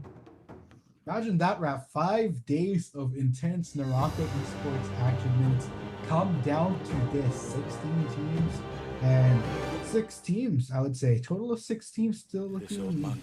Actually, no, not... I'd say we can go as far as saying everyone in the... between the top 8 to 9 ranking can still change their fate amidst all of this as we head straight into it. 3T is who we're scouting out right now. No one within their immediate vicinity, so she should be able to breathe quite nicely. Just try to seek out whatever gear that they can. Not as much in the area, but you know what? Considering how a lot of these teams have been playing towards the long game, I'm pretty sure this is a much welcome circumstance. Gods are kind to this old monk. Oh, yeah. Oh, yeah. I mean, the words have been thrown out. The thoughts have been speculated. Every single team here, once again, sweating bullets. The scale rush from WCL's Lynn, who has been a victim of a lot of getting cornered, looks to aggress. But it does look like TM is a little more with better choreography. My goodness. What an attack. What a sequence. Nothing to be parried. Akame even still going for the chase on B. B has to use that binding prayer to teleport himself out of here. But unfortunately for him, somehow that spool misses. Oh dear. And that's going to be another bead eliminated from contention. But B does quite a bit of damage there with the Spear Dragon Rush. But here we are at TM. Triumphant as those ghosts are going to find a little bit of refuge and a little bit of time to rest with the respawns. But Bamboo looking mighty impressive here against TGE. Although NDQA has to exit this fight for just a quick moment, getting back into it with a little bit more armor.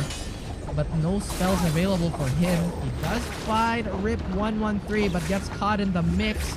Rip is using that teleport haze to just get himself out of there, but no. Those final swipes are going to come in, finishing him off. And those beads, once again, getting destroyed from the necklace, getting annihilated very, very early, and those points being given up as well. Good job by Bamboo, keeping other members of PG at bay while NDQA was going for the finishing blow on one, and now with the numbers advantage, they just go for the full collapse. Good control over that skirmish. Meanwhile, we look at KGM right here with the wave that forced in right onto them. Just finished cleaning up onto TP, so it looks like across the board, squad starting to look for their small victories here. Speaking of small victories, 196 looking for a form of victory of their own in the form of taking down the members of Infinity, and just like that, again, going onto one of the members just so that they can collapse on the rest. Squads finding success all across the map so far, but still very much early, and a lot of these teams can really bounce back should they wish to. It all depends on how they look into the second life over these next few minutes. That's right. Bamboo, though, they don't look to let go of this as they're still chasing Ish. They are going to be facing off a full squad, but Bamboo significantly more geared. Beautiful scale rush here by Rip 113. Doesn't really do that much damage, though. He does find Unique. Unique gets picked up by Ish. Beautiful combo. The Ominous Blade is going to come out from slows, doing a good chunk of damage here. NDQA even picks up yet another member from TGE rather, mixing things up here as making this fight a lot more difficult for TGE. Ish is just doing his best to body block, but the rest of Bamboo is doing a good job of kind of funneling them out of the compound. Don't get as much loot denied. Rip nearly gets grabbed there and will actually juke that palm, not for as long as he would want to. Still doing quite a bit of damage. They are going for a bit of a chase here, but Rip, I think inadvertently he might have overcommitted here. The rest of his team doesn't have the numbers advantage that they need, and now is getting wailed on by Unique and the boys. NDQA has to pop that Divine Bell, and that Sacred Circle is gonna get used too, just for a little bit of safety. As Ish falls on the cliff, he gets sliced. Rip 113, the same story can be said, and I see no ghosts, as these are the final respawn beats for TGE.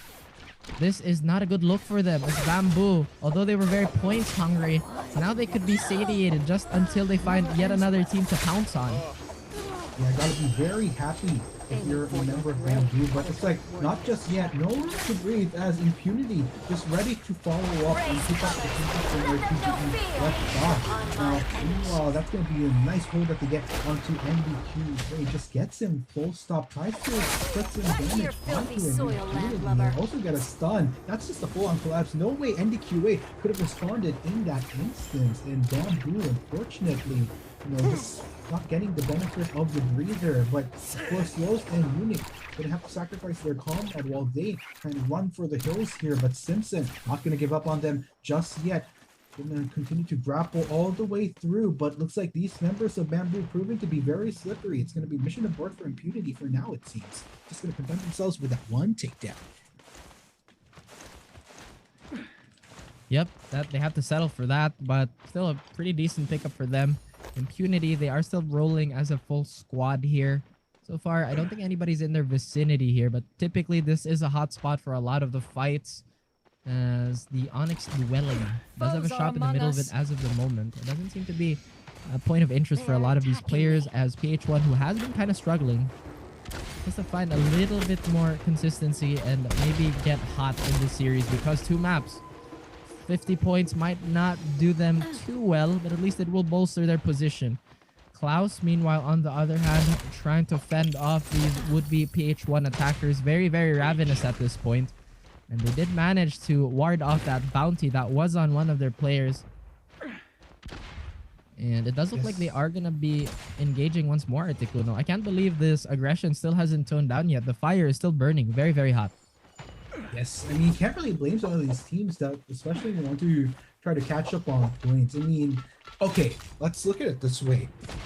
For teams that are at the lower end of the spectrum of rankings, a huge chunk of that prize pool, not the prize pool, rather, contending for a slot on the world stage might not stay within. They get a better chunk, but speaking of a better chunk, looks like these bigger forms from the KGM, as well as KGM, are gonna look to try to get some grabs and try to control these fights like the Boss Earn, trying to get a pull-in onto one of the members, same as Kenji though, but Boss doing a great job at dodging, ducking, and moving, not quite finding the connect that Boss Earn was looking for. Just gonna have to walk this off for now as he goes back to mortality. Can they try to go for more? Looks like more is not something that PH1 is looking for right now. They're just going to want to back away from now. They want to play a long game. They don't want to push pull any triggers rather that they don't necessarily need to. Take a breather for now. Speaking of breathers, that's something that both PP as well as BBS aren't going to be taking anytime soon. As a scuffle happens between these two madmen, Mines unfortunately taking a lot of the beautiful damage coming in from BBS. I think Snack may have been trying to look to pursue, but looks like the rest of the squad already long gone from the distance, particularly August here. It's just hoping to take a bit of a breather. Yep, Twins, unfortunately for them, have lost 2 members. I shall make you regret it. And it does look like FS, they are going to engage onto this. Actually, no, a bit of a struggle here, as they are trying to survive as long as they can. It doesn't look like this is the same intention for the enemy. Let my friends be healed! Souls of their Oh my, this also is absolutely crazy between both Bamboo as well as Toby. Look at Shiburger going hard onto Eric here, kind of trying to retaliate with his own form of damage, but Shiburger is going to get pushed out. That's just back straight in, and this is just messy between both sides, but then again, Olivier managing to salvage at the last moment, going into it, but of course, Bamboo want to match that as well. It's going to be play for play, but here FS already going to be Shiburger gets pulled in by NDQA, significant amount of damage, but then again, takes on NDQA, lots of fallen comrades. On the flip side, tries to seek vengeance by going for Shiburger. That's going to be a long pull and tries to get the finishing blow. Not going to quite get that just yet, as the numbers are looking all the more healthier for FS. And the QA, he wants to eject out of there.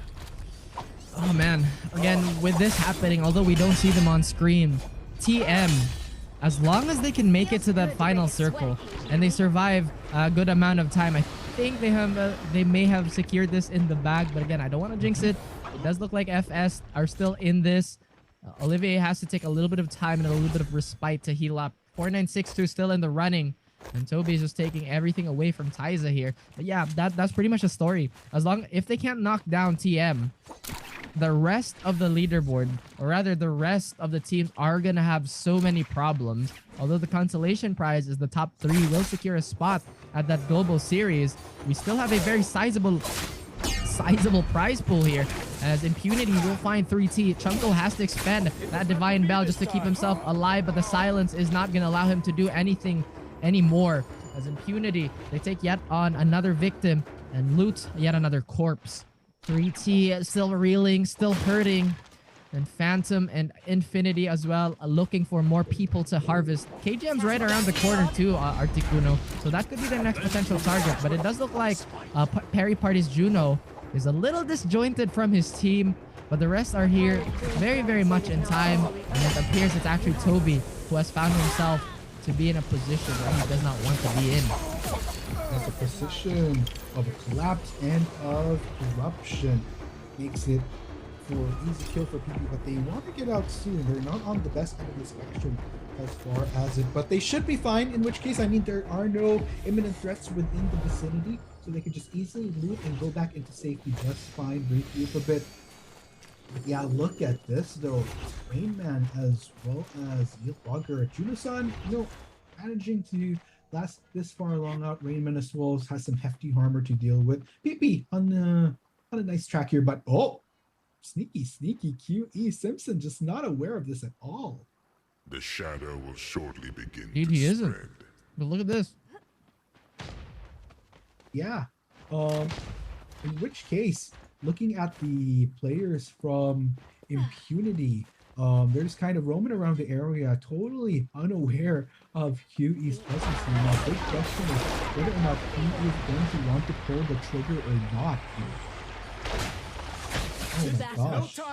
Looks like they will eventually manage to try to catch Impunity off guard here, but it's actually Impunity that's managing to dish out some very cheeky damage right there, and that's going to be the win for Impunity in that skirmish. We were just talking about Quince was so smart about holding their position there. Could have been fighting for that top spot if they lasted longer. But we've seen too many close brushes with the bush this tournament. That was not one of them. Quince was just a little too big, a little too much mass in one area to be ignored. And Akame and TM, they're just kind of chilling on top of this tower here. We are kind of winding down to the mid game. They're just kind of gatekeeping at this point, as Akame is doing his best to keep his legs warm, keep him in working order.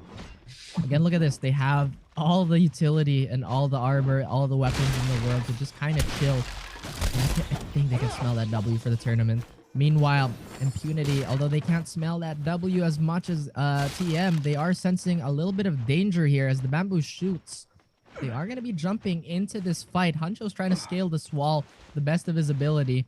He does see, or at least the nameplates were there for a split moment. Doesn't seem like he knows that there's the entirety of impunity on that other side of the wall.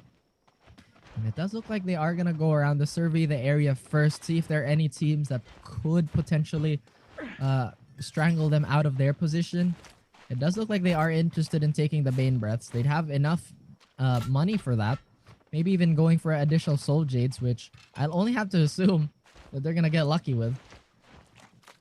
Yes, sirree. And yeah, looking at things, BBS is going to be very happy of not needing to deal with anyone just yet. Take note, Squad 5 is just within the horizon, but look at this though. Another thing that's in the horizon is the corruption currently nearing to spread onto the members of PP. Take note, WS just within the far distance as well. Gotta wonder though, are they gonna look to find a fight against PP?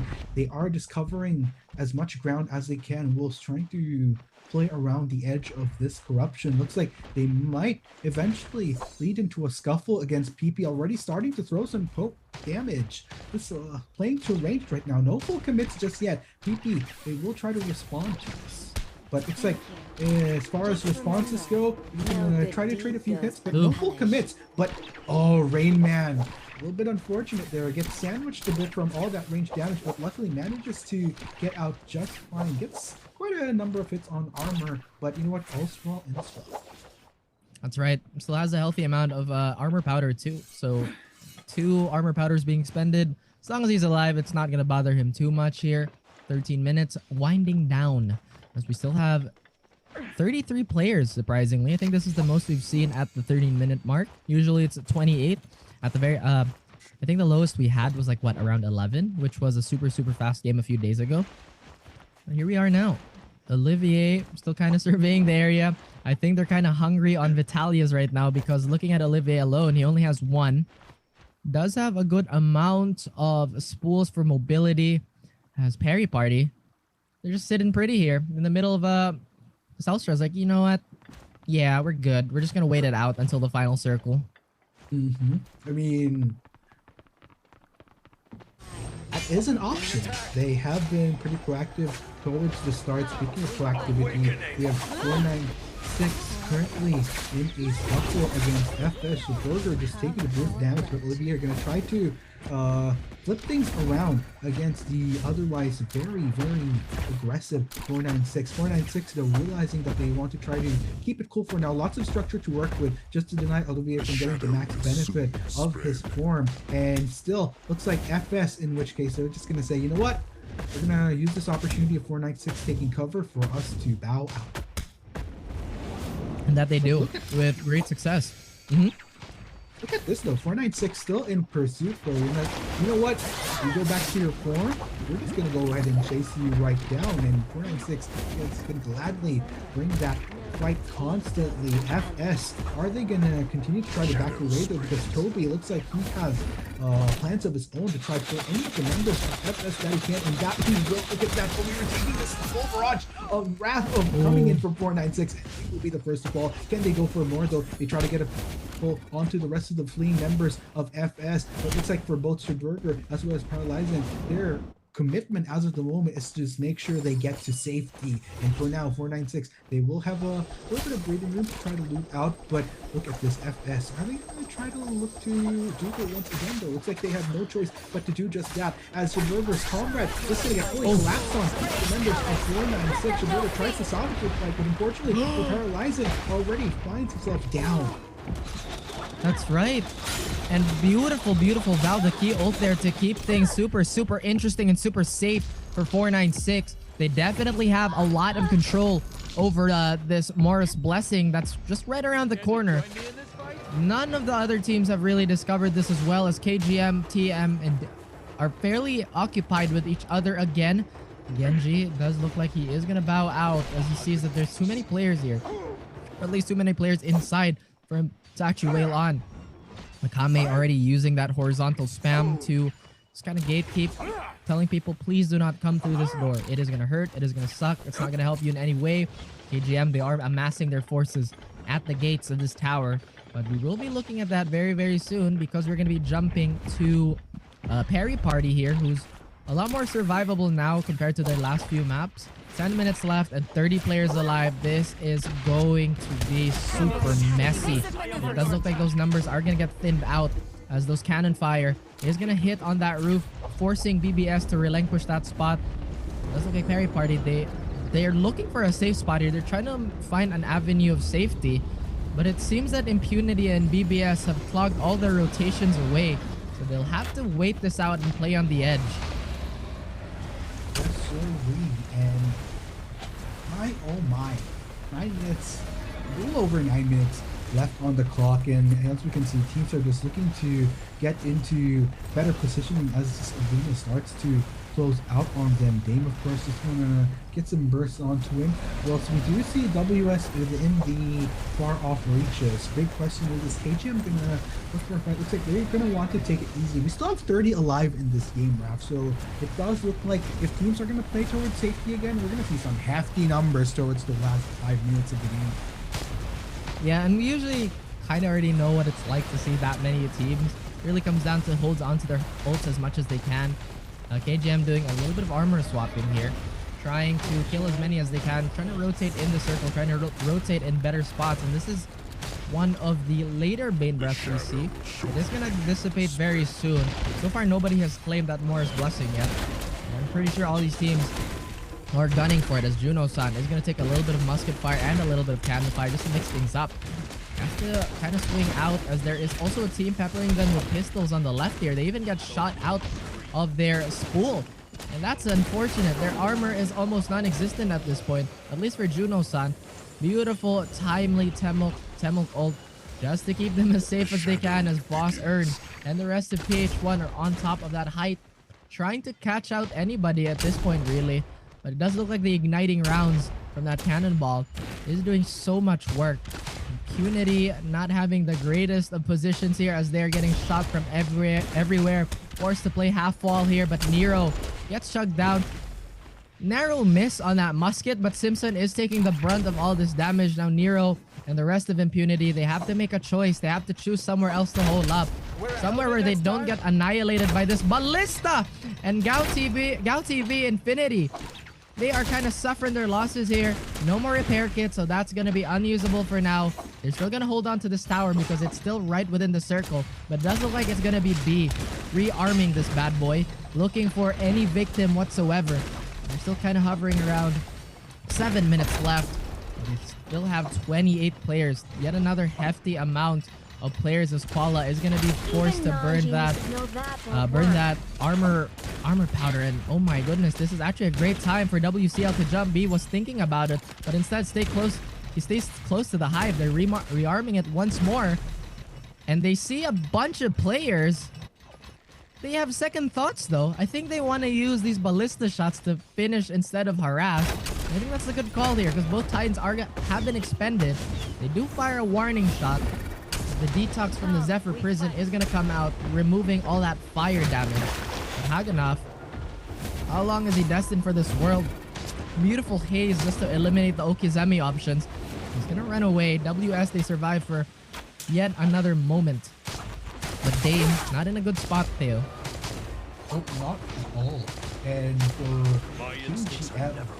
Kenji, just keeping some distancia amigo right now whilst trying to deal with the rank shots coming from WS. But you know what? Rank shots you have, I'm gonna retaliate with a flamethrower. I don't want to get near me for a burnt twist. And it's like Kenji M just so gutsy moving in onto the members of WS, not giving them any moment to breathe, and with very good reason, because the rest of KGM just rare and ready to back him up if never. But for now, WS, they do decide to respect that and back away. They do want to take a moment to breathe, but meanwhile for WS, not as much of a moment to breathe with 496 just within the vicinity. Looking back at Kenji, looks like a very nice vantage point, playing towards the range, just letting all the rest of the squads to their pretty much their own scuffles. So it's gonna be a good play right there, especially if you're gonna look to play towards getting higher placement.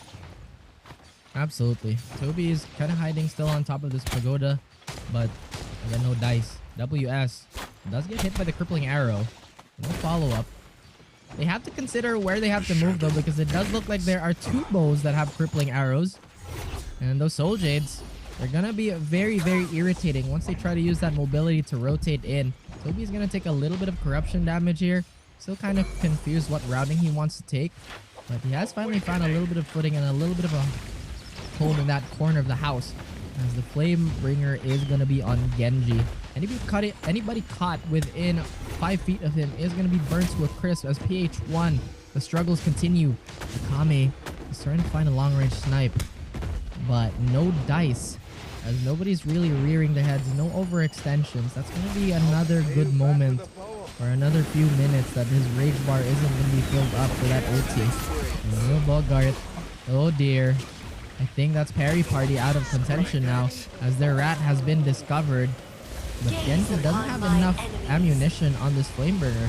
In fact, now he does, but he instantly gets caught by the Viper. Ning ult is gonna get stunned. Will take a little bit of damage from this Shadow Corruption, and I think he could die here. He gets silenced, but he's still alive. Juno-san, can the same thing be said for him? The haze is gonna be thrown out, finding every single person with this Nether Nightmare. Where's the rest of his team to follow up? It is a question that has yet to be answered, but Juno-san finally gets a swipe from behind, taking him out of this map. Genji will have to use that high ground for this Titan to be as effective as it can be. And being on his lonesome here, the best he can do is just kind of be a spoiler for some of these teams.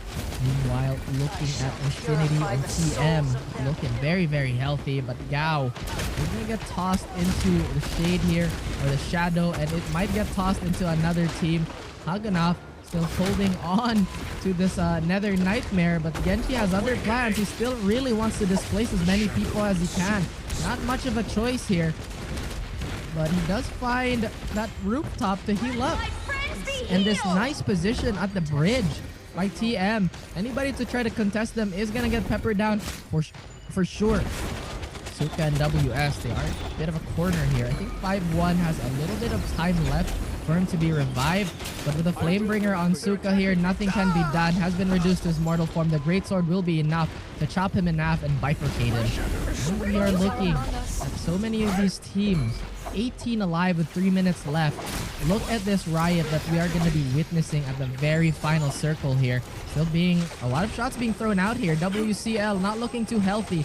They have found a little bit of respite being sneaky in that corner. And I think Adams might have revealed their position. Genji just watching everything unfold in front of him though. Lin might get resurrected as WCL. This could be a clinching play for them. No one has really taken care of TM though, so that could be a big problem for points. Yes, sir. We look at Kenji though, just managing to evade anyone engaging on him. Just a few hits every now and then from other people. But then again, as squads begin to worry, Kenji's the least of their problems. There's just so many other squads that they need to contend with that they can't really turn to. They really have to just go in and consider what the more imminent threats are. Looks like both Adams as well as Don TV are trying to look into any of the other squads. Not just that, Akame as well. Just a lot of brutes within this map. All trying to go for some pulls, all trying to salvage. 17 alive, less than 2 minutes on this clock, ladies and gentlemen. My goodness, massive stun. But everybody outside that circle has taken so much damage from the shade. And yet another one by Yeri could be clinched out. But Toby is the hero that everybody needs. The stun is still there. Oh my goodness, Adams is dead. He uses that Divine Bell, but he has no call. He's still hanging on with 1 HP. How long will it last? The parry system is going to save him for now, but the clash is going to expire. And Yeri, no armor, no resources, nothing but hope and a sword.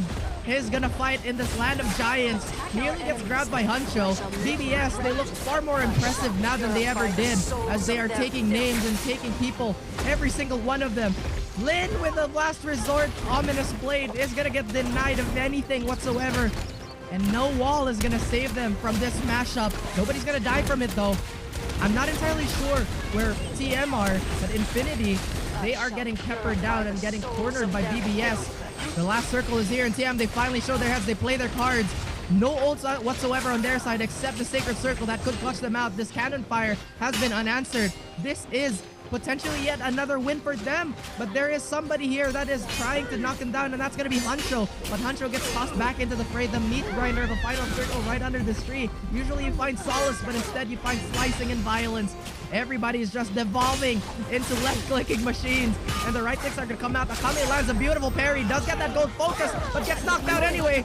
This is getting too lethal. He does find Snack, and Akame may have clinched it out for TM, and TM get another win under their belt. Holy cow, that is just TM going in strong for today, not giving up their top spot in this tournament. And with that, ladies and gents, that's going to be an insane build-up as far as points. Kind of makes you wonder, is there anybody that can topple them at this point as far as the rankings go? Sure, in game 5 they have a massive target on their backs, but as far as the placements go, ladies and gents, I'm not even sure if anybody can play catch up with them from this point around. But you know what, we'll be able to determine that once we check out the points. But I think with the action that came out, placement combined with the number of kills that they got coming in that last minute for that cleanup, beautiful. Whew. Oh man, I need a bit of a breather. But yes, guys, once again, impressive by TM. I think the linchpin of the problem there was nobody really addressed that they were getting flushed out in the side of how would I put this? When they were holding that bridge with all the cannon fire early, late circle. I don't know if that makes sense, but early on the very last circle, they had such a strong point that could not be contested. WCL had some ideas, but unfortunately for them, there were just too many people who got caught out on the swipes by the Titans. Literally every single thing was going in the way for TM. A perfect storm, you could say. And with those points, I think they racked up another big 30 for them, or maybe at least like 20. But the scoreboards will tell the tale later. Oh man. Yes, they will. And we're just gonna have, I think this is the interesting, like, one part is, like, of course, the massive part of this tournament is seeing how the games play out, getting all that action once we head into each battle. But on the flip side, just seeing how these points play up as well. We keep on highlighting TM, in which case, but with very good reason, still at the top of their game. Not just at the top of the game, but the top of the rankings. But another thing you have to take into consideration, Raph, is even though we have clear juggernauts in this playoffs, one thing that is yet to be determined is how are teams in the midst of the scuffle for second and third place, because we did see some big favorites like Huey, for example, bow out a little earlier on than they would have wanted. These were kings of playing the long game, but unfortunately it didn't quite play out for them going into this one. So it makes me wonder how that might be affecting them in points. Not just that, also other teams which have been playing a strong game of catch-up could put themselves back into equal terrain with these other squads vying for that second and third spot. I was preoccupied looking at the potential statistics, but again, guys, we are going to be taking a look into that very, very soon, and highlights to pair with it too. But yeah, I think TM has this in the bag. If nobody could catch up with them at this point, they had what, 50 going in on this one, maybe another 20, maybe another 30. Oh boy. They've widened the gap, they filled it up, they built their fortress, they built their walls, the mortars have been set, the patience is there. They just need one more game to close this out, to take it to the throat of this tournament and secure their spot in the World Series as well. And I think we're going to jump right into those coveted scoreboards that we've been talking about for the last 2 minutes or so. Yes, looking at it right now. Wow. Okay, 496. Okay, this is where by placement TM might have finished on top, but by the kill multiplier, 496 easily made up for that. And looking at the other teams right here, WCL managing to hold their own in this as well, getting 11.8, as well as PH1. A lot of the teams that haven't really been hitting the top spots over the past games that we've had really starting to show their shine. And that's what I've been talking about, Raph. These teams that, even though reaching the top 3 might be a little bit of a far reach, they can still at least aim to go for a higher placement just so that they can get a better chunk of that prize pool. So it's really refreshing to see this shakeup as far as the rankings. But yeah, speaking of shakeups, let's go ahead and check out how that pans out as far as points, because we are looking at TM still at the top. BBS holding in strong at 131.6, and 496 Oh my entering the gosh. fray as a contender for third at 126.1. But still, we can't not look at the big obvious, that big whammy, and that's the 174.6 points that TM got. And as you were saying, Raf, at this point in time, we are very well looking at the kings of this tournament. Solid champion, in fact, this early on. I don't think BBS can catch up to this. They have to go massive with 40 points. We've only seen that happen once, and it was Infinity with 50. Still a story to be told. BBS, if they manage to climb out of this one, it's going to be amazing. 496 as well. But TM, they are not ready to let go of this throne. They are not ready to let go of this lead whatsoever. And like I said, they are putting the dagger to the throat. While we talk about that, we are going to go for a bit of a break while we shower you with the highlights from yet another exciting game. But stay tuned. We have one more in the bag.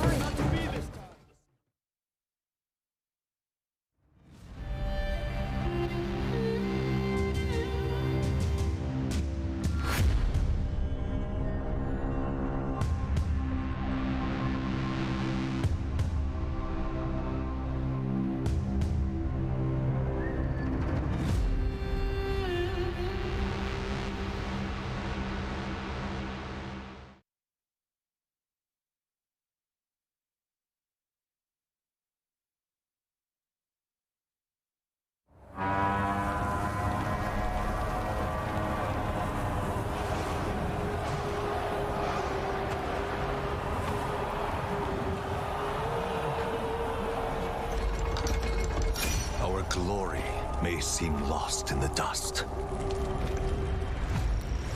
Still, we go forward. We don't give up. We are warriors, born to fight. They may chain us and try to hold us back.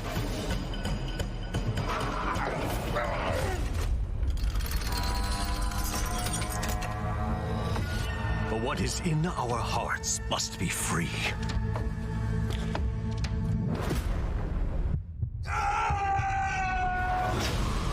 Doubt, failure, and regret are the enemy, but struggle is in our blood.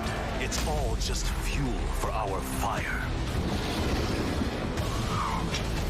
We can bear the incredible weight. Because chains must be broken.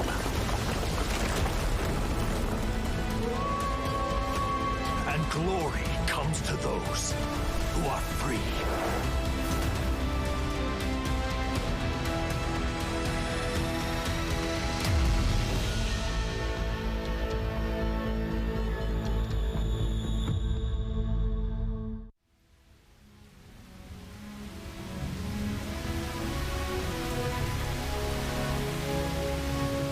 Every legend starts with tragedy. Their tragedy was underestimating me. And their surprise? Priceless.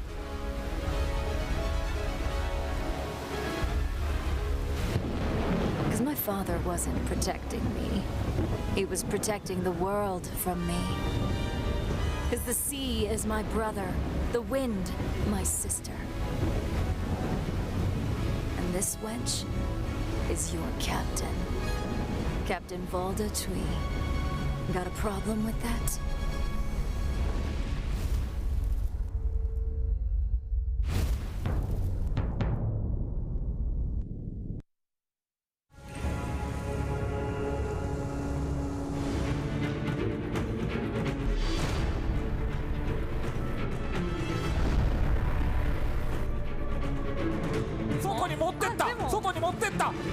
Get the charge left click. Can see that? 一个，但是时间好像不太够了。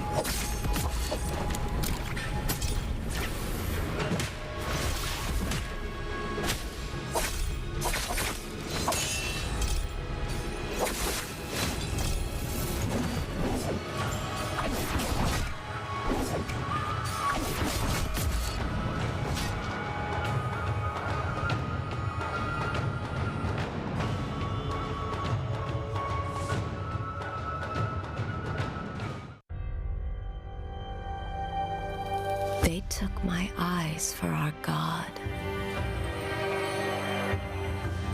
Was it worth it?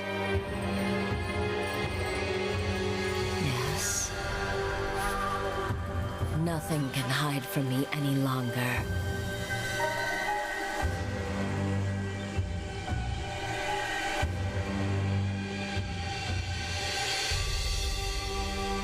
I now know I was merely a tool to my mother. But I am more than she ever imagined. And I will see all that she has built her.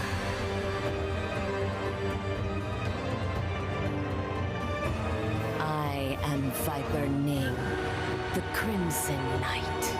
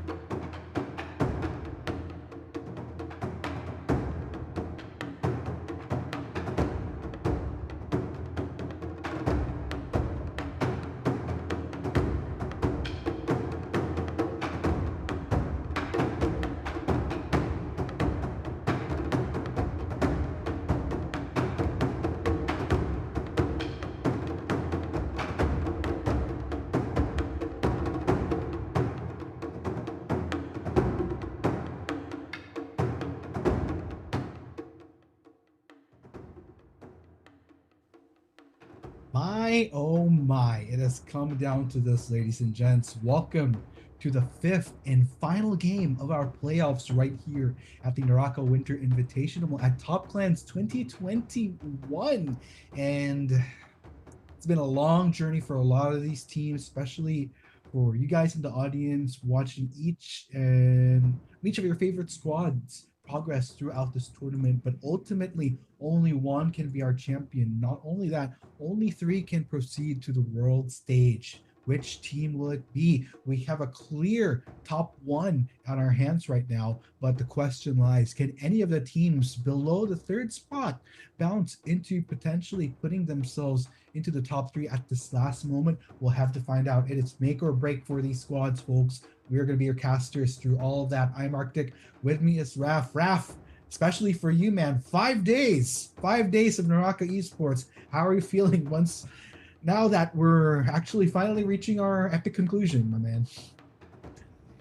I'd be lying if I said I feel fresh as day 1, but man, I am still as excited, if not more excited, because I mean, we've been so invested with a lot of these teams, and I'm sure a lot of these moments have pulled on your heartstrings. We just saw the parry of a lifetime with Akame's spear, just our very, very previous game, the very tail end of that.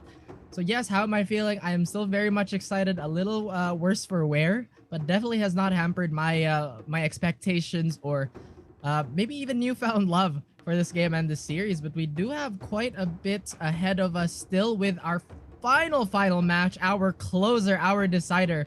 Once again, you did say we do have a clear first place, but there are a lot of teams. Every single one of those teams are ready to ruin that clarity and still fight for that top spot. And we are just going to jump right into that right any moment now. Yep. No more waiting anymore, folks. It is game time. Game number 5. Last game we'll ever play in our Naraka Winter Invitational.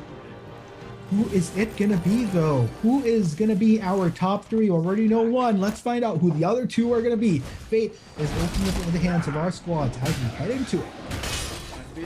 Exactly, as TGE, they look to get an early fight here already. They find the early knock on KGM's Klaus. The King's Men, they've been suffering. They need that Galahad's guidance, or was it Ramsa? I can't seem to remember which is which. Again, we have quite a bit of fight going on as WS, the Warrior Shield, look to be the spear. They find one member of QE who's had quite a resurgence today and yesterday, but somehow they've been knocked out with the respawn beads in their hands.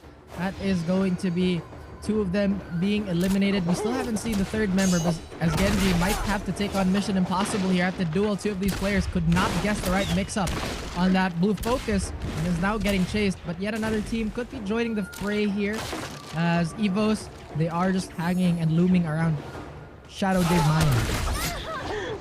Yep, and gosh, they're not slowing down whatsoever. Right, 113. Gonna deal with 2 members of Evos there. That's gonna be a tricky situation. The rest of PG Evos will come in to supplement their comrade. 113 surviving with a sliver of health and might actually rip the tail as oh no, I'm gonna have to hold off right there. Still, the numbers from Evos still looking damn good. Unfortunately, for Team PE, just couldn't last out. Man, Ish as the last one right there. Tried to salvage, but unfortunately, Evos just had total command of that. And that they did. Now they have most of Shadow Jade to acquire for themselves, and the loot that has been found on the bodies too will be of big help in their endeavors. But TJ, they still have those respawn beads, so they are going to have yet another chance at this. Gao has already found himself a gold greatsword. Very cool for him. Seems to ignore the katana. Doesn't seem very interested. He says, you know what? Maybe I'll stick to my longsword. And now he's going window shopping and has finally given to the urge to get that katana. Maybe not for him, but maybe for a teammate. As WCL creating legends at this point and creating corpses as they jump onto the bamboo shoots, who's had steady growth in this tournament. It does look like they've been stunted just a tiny bit. Martinez, though, landing that beautiful, ominous blade. He tries to dash in. I don't think he has enough. Oh, wait. I lied. He managed to find one. course, the hope and the prayer for other squads was for WTL to hold their ground against Bamboo Shoots, currently sitting at top 2 in our rankings, but still their desire to stay and defend their spot is very, very strong, and they're still going to be in the running. Meanwhile, WCL within vicinity of the members of Impunity, and Impunity not going to give any opportunity for Adams to get out of this alive. It's just a massacre as 3 members collapse onto him, and they go for more though. It's like anyone within immediate vicinity are being camped over here to Evos, who are now dealing with a very wounded KG. Can they try to seek out more KGM? The rest of the squad are in quite the distance here. They're only going to go back to mortal form. The Evos just going to turn their way back, make sure that everything is A-okay, and just regroup, recuperate, get ready for that next fight. Luckily for them, nothing's going to get hold that thought. No, TGE actually just entering the fray right here. Looking for Evos. They were able to take a moment to breathe here, and Naomi is still just going stronger than ever, ready to take this fight. That they are. And Evos, I'm not entirely sure where they stand in the leaderboards right now, but they're making a great case to try and break in to that top 4, as one of the gatekeepers there was Infinity. We haven't seen too much of them yet. We are keeping our eyes focused on TGE as they try to hang on and rip 113. He does get rezzed up, doesn't have too much health, gets sniped down anyway. The Divine Bell didn't help whatsoever. Did manage to eat an arrow, but he ate one himself to the flesh. As KGM, the King's Men, are here to engage. They only have Dame to be the most geared player here. He had a gold katana and some purple armor to his name, and everybody else is kind of running light. It doesn't really matter. The aggression is still isn't tempered. This Temel is going to chop at Leone. Leone, thankfully for him though, he does have that binding prayer, keeping himself just a tiny bit safer. Now looks to re-engage, but rip 113. He's gonna swipe at someone. Ethan does fall. If they catch Dane, this could be the great equalizer. TGE, the lone man alive, doesn't seem to have too much of a prospect of surviving this one, as he does get hounded by the rest of KGM.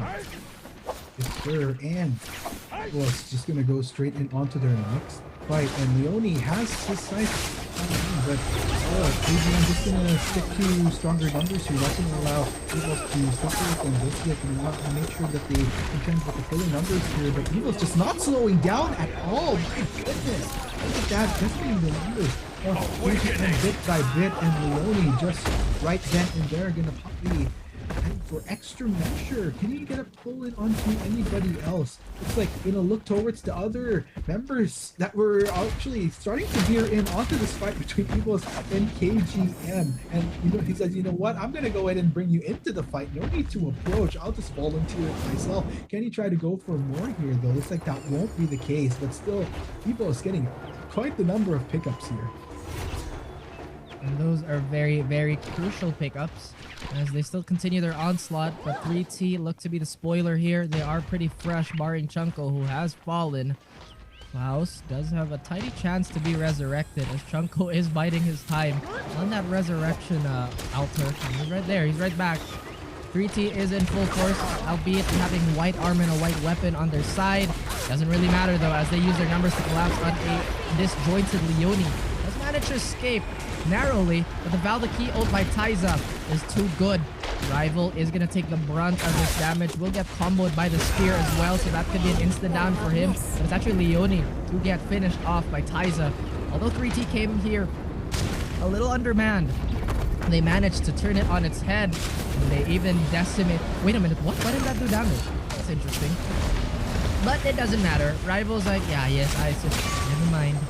As BH1 look to enjoy themselves a fisticuffs duel, but they pop that Viper Ning ult. They try their best to stay alive, but Taiza has been a hero in these last few exchanges, and suddenly 3T, they look so good.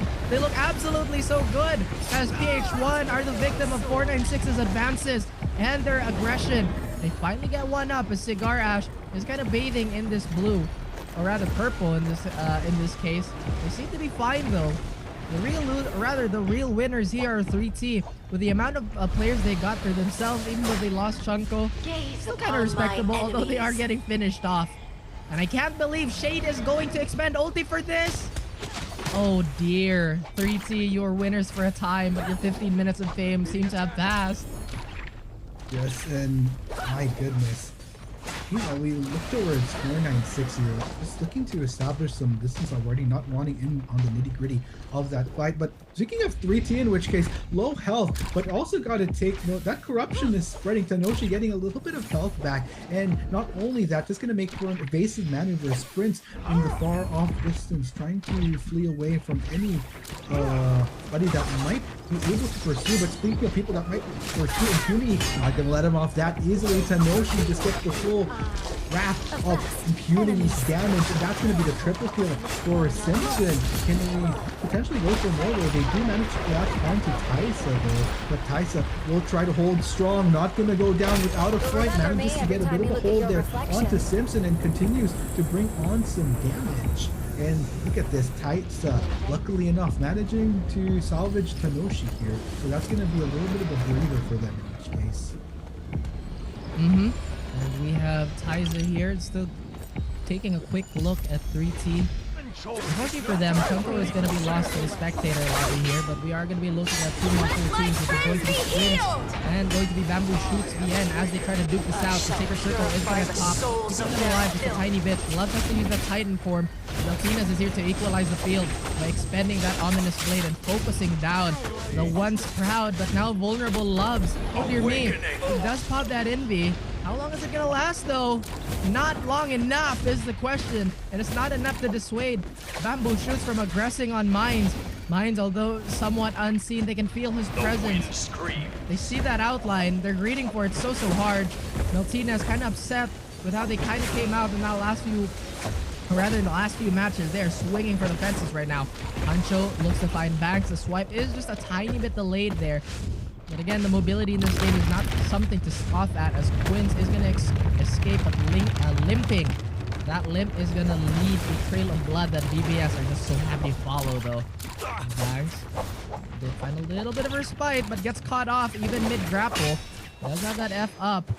But, is this going to keep him alive? No, I don't think so. Oh my goodness. He's dead. You did indeed, my friend.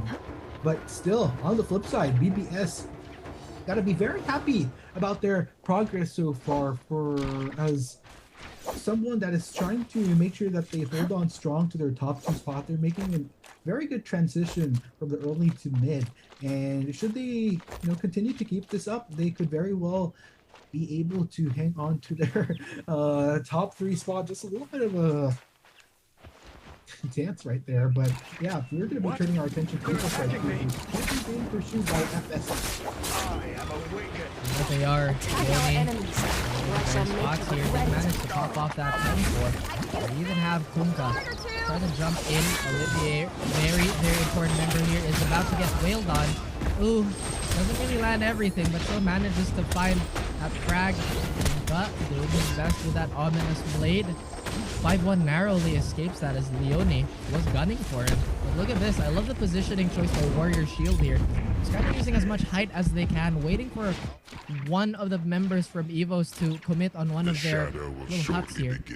But no sense, full save. It's kind of chilling. I think they want to get Olivier back. They have a limited window to do so. As 5-1 gets that stun and Rival is going to fall. EVOS a little bit weakened right now. Kunka doesn't have that ominous blade, does have that monstrous damage, but eventually will have to fall. Olivier is back up, and is ready to rock and roll as 5-1, and the rest of WS is still a little disjointed too. I see one of them trying to find the tie-in, but I don't see the rest of the team.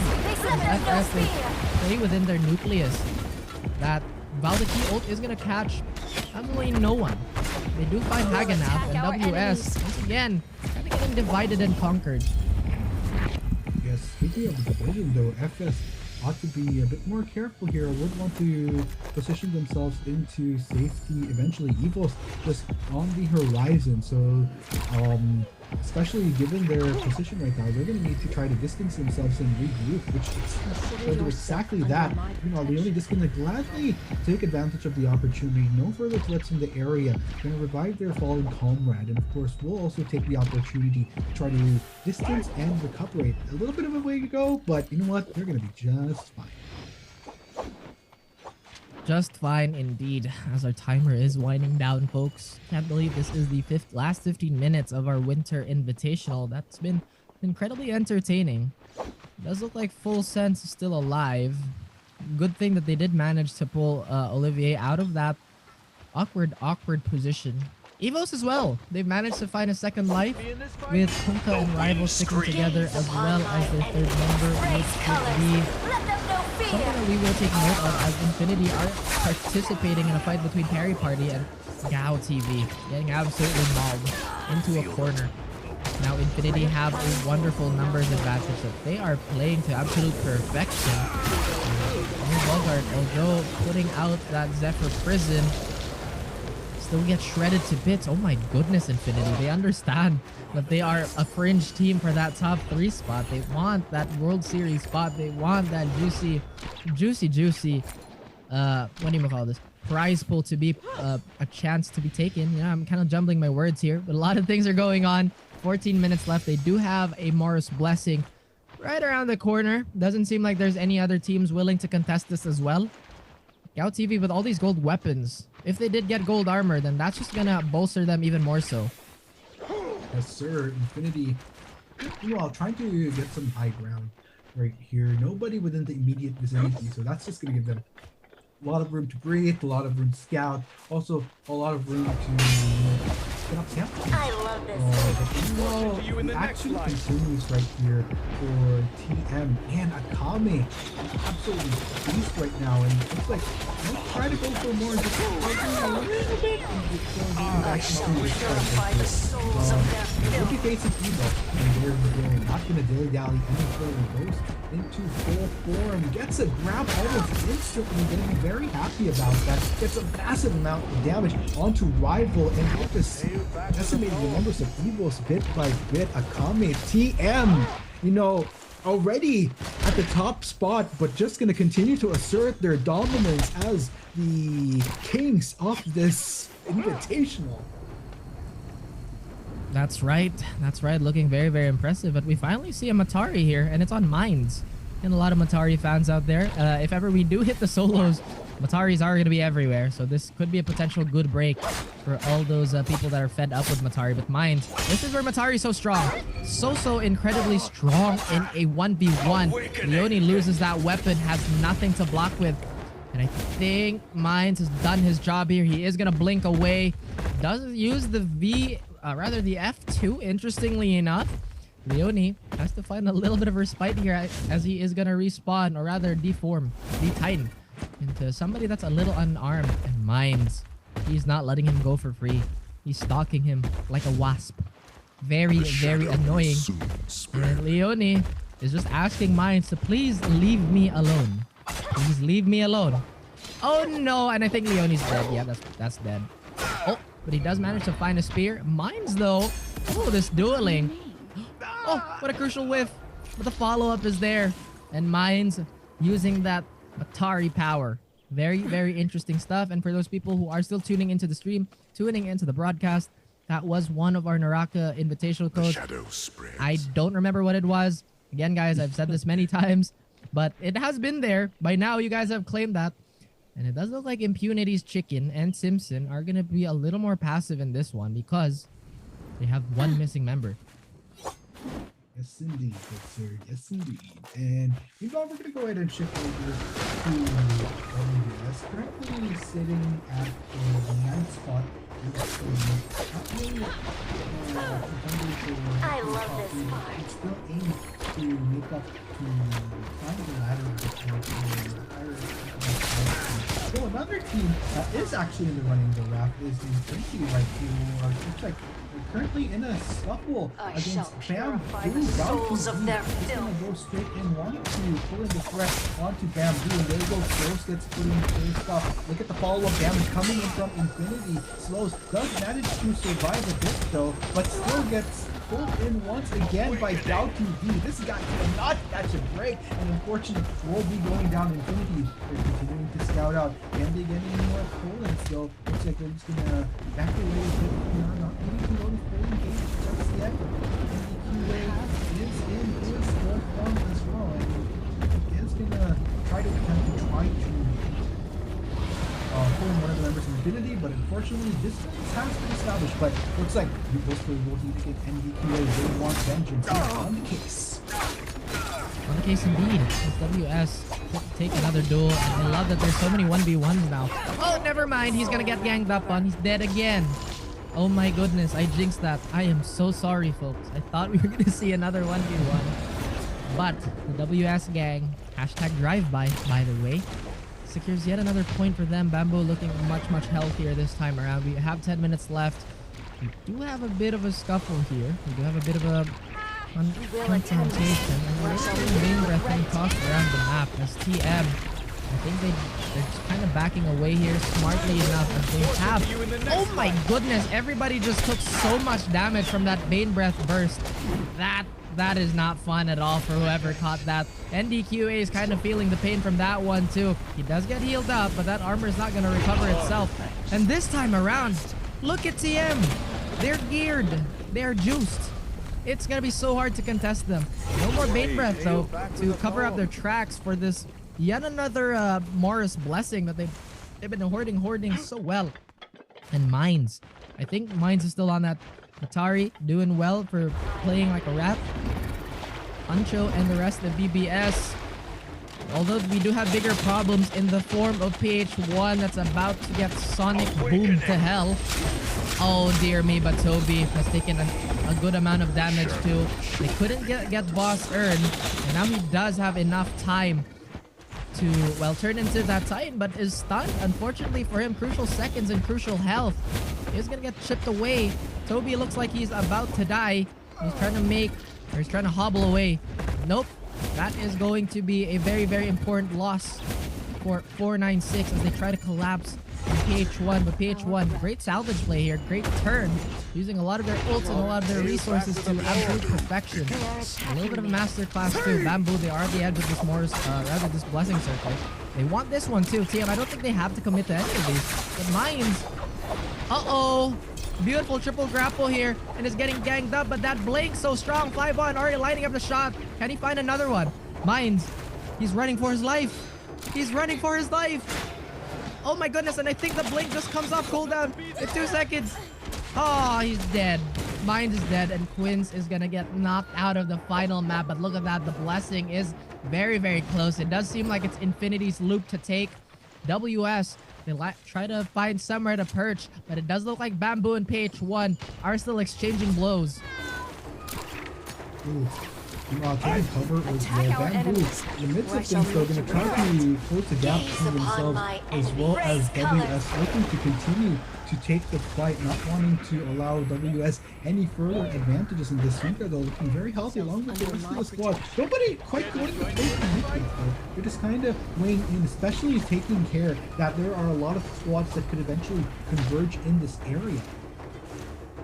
Converging indeed, as a lot of these players, once again, still kind of waiting the clock out, reloading as NDQA, who once again have been the juggernauts of group stage. The story has not been as kind to them when it came to the playoffs, but still they are playing their hearts out. And for everybody who supports any of these teams, I know all of them will appreciate the fact that you are supporting them with all your energy. Give them as much energy as you can. You need to see all that support when they review the VODs, but using this cannon like a sniper rifle is paralyzed with that Soul Jade. That's proven to be so valuable for really all these players. Now he's going to take a little bit of time to reload that thing. And now we have Bamboo, who is going to fight on this hut. This is the second time we're going to see a final circle in this area. I think it was Quince who actually took it the last time, but since they're out of contention, I'm not entirely sure who's going to get what. Luca does have a Swarmer in hand, but doesn't really have all the resources in the world to trade. He is down to his last 2 armor powders and a trio of Vitalias, while he also has a pair of repair kits again, not too much to poke with. As WS instead, they go for a little bit of safety here. Bamboo, though, I think they're about to lose one member, but the clutch heal by Slows is going to keep himself alive just for an extra minute. Paralyzed, already laying down some damage, and look at that, Cigar Ash isn't up in a tree. Yes. Oh gosh, 5 minutes left into the game. A little over 5 minutes. 17 still off. We've reached the point once again, ladies and gentlemen. All squads just kind of establishing their own ground here. Not pulling any triggers unless necessary. Want to try to last out as much as possible. But for WS, it seems like Bamboo Shoots looking to potentially take a fight at him. Not sure if they were able to scout them out just yet. They were looking towards the horizon there, only to find that WS was ready to kind of bombard them a bit with some range attacks, but don't look it's happening just yet. Looks like BBS, instead of trying to contend, just going to go ahead and shift to a different area, but with good reason as well, as the corruption begins to spread once again, Rap. And that it does. The play area once again getting more claustrophobic, more suffocating, and more unforgiving as these teams, these last 16, the Morris elite that we have become so accustomed. A little bit of a tooltip there for all our, audiences. Maybe new players would love to read that. I'm gonna pause the vlog when you can, but right now there is no pause in the action. As Full Sense are gonna go for a bit of a duel here between them and Bamboo. Bamboo have had limited amounts of success in these last circles. Hopefully their fortunes will change. Ashenberger is trying to, wallbang somebody with this ominous blade, for the lack of a better term. And look at this.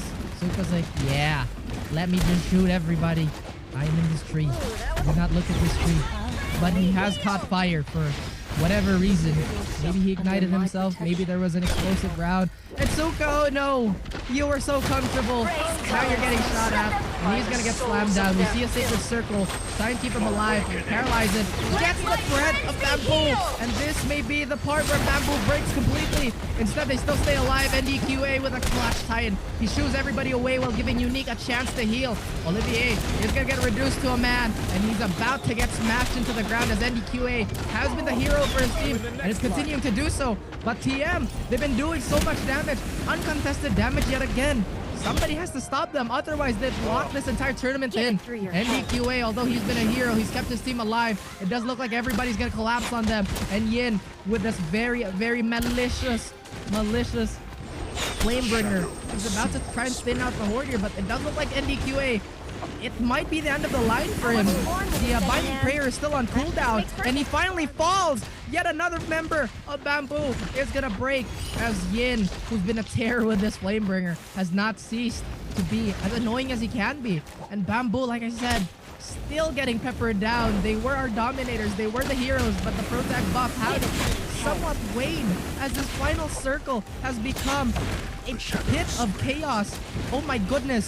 Slows and Unique, they have to stay alive here, otherwise the hope of Bamboo might be over. I keep talking about them, but only because of such a storied group stage. It does look like WS and FS, they try to join in this fight, and in the center of it is not somewhere where anybody wants to be. That Yin is gonna narrowly avoid that teleport haze as he climbs back on the roof and finds a little bit of respite with his team. Yes, and oh gosh, 2 minutes and 30 seconds left on the clock, ladies and gentlemen. We have 11 squads right here. You can see the spread, how it's happening. BBS and Bamboo, they're kind of staring each other down. Yin trying to pull the torch onto them, but for Bamboo, they're not going to get thwarted whatsoever. Looks like they're going to get into the nitty-gritty of the fight. Slows, they're going to take a full bulk of the damage. So is the rest of the members of Bamboo. Yin throwing out the flames, putting them to a toast. But Bamboo, they're still managing to hold their ground here. It's just pure and utter chaos, ladies and gentlemen. BBS, they seek some level of refuge on the roof of the structure, but Yin realizing that there could have been a charge, decides to reposition just a little bit, making sure to take a little distance and move it right here.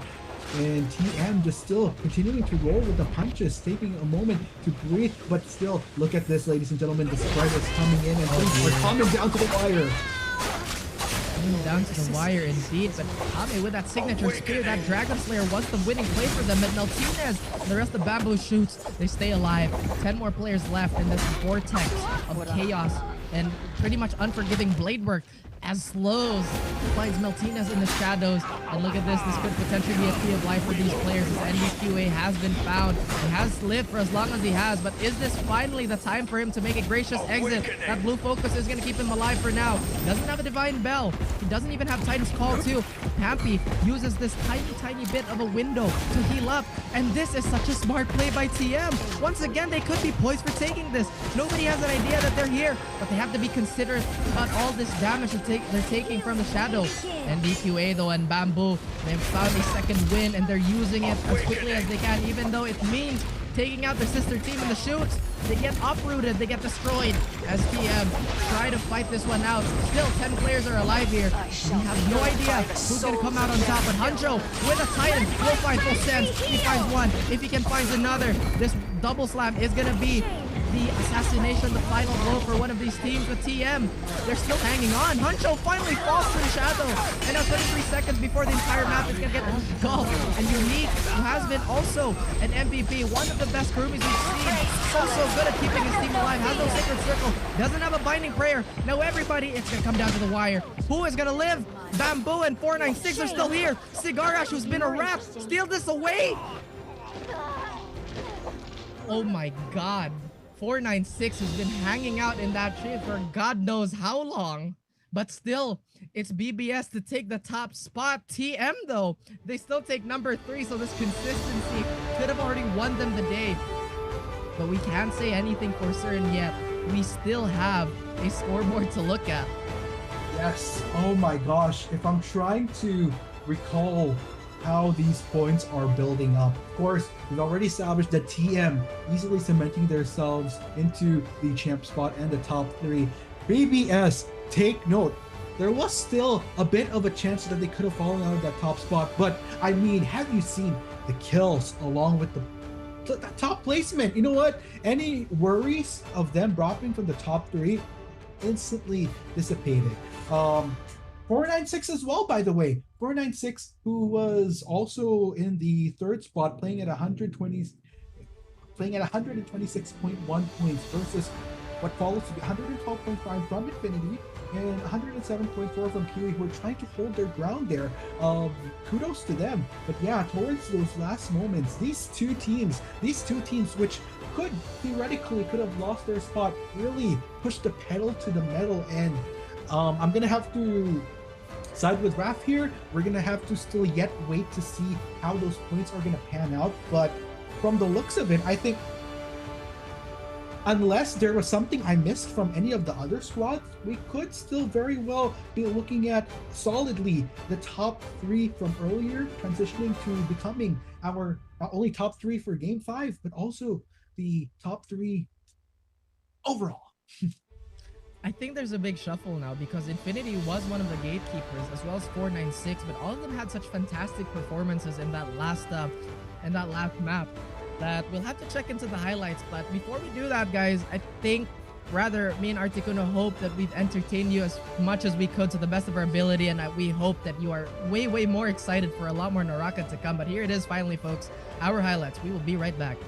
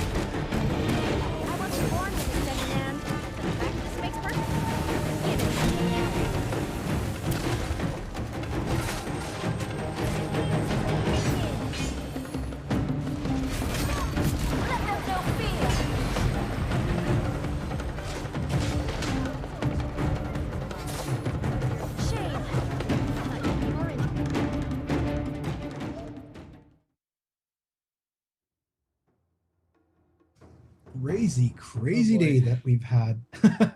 Once again, welcome back.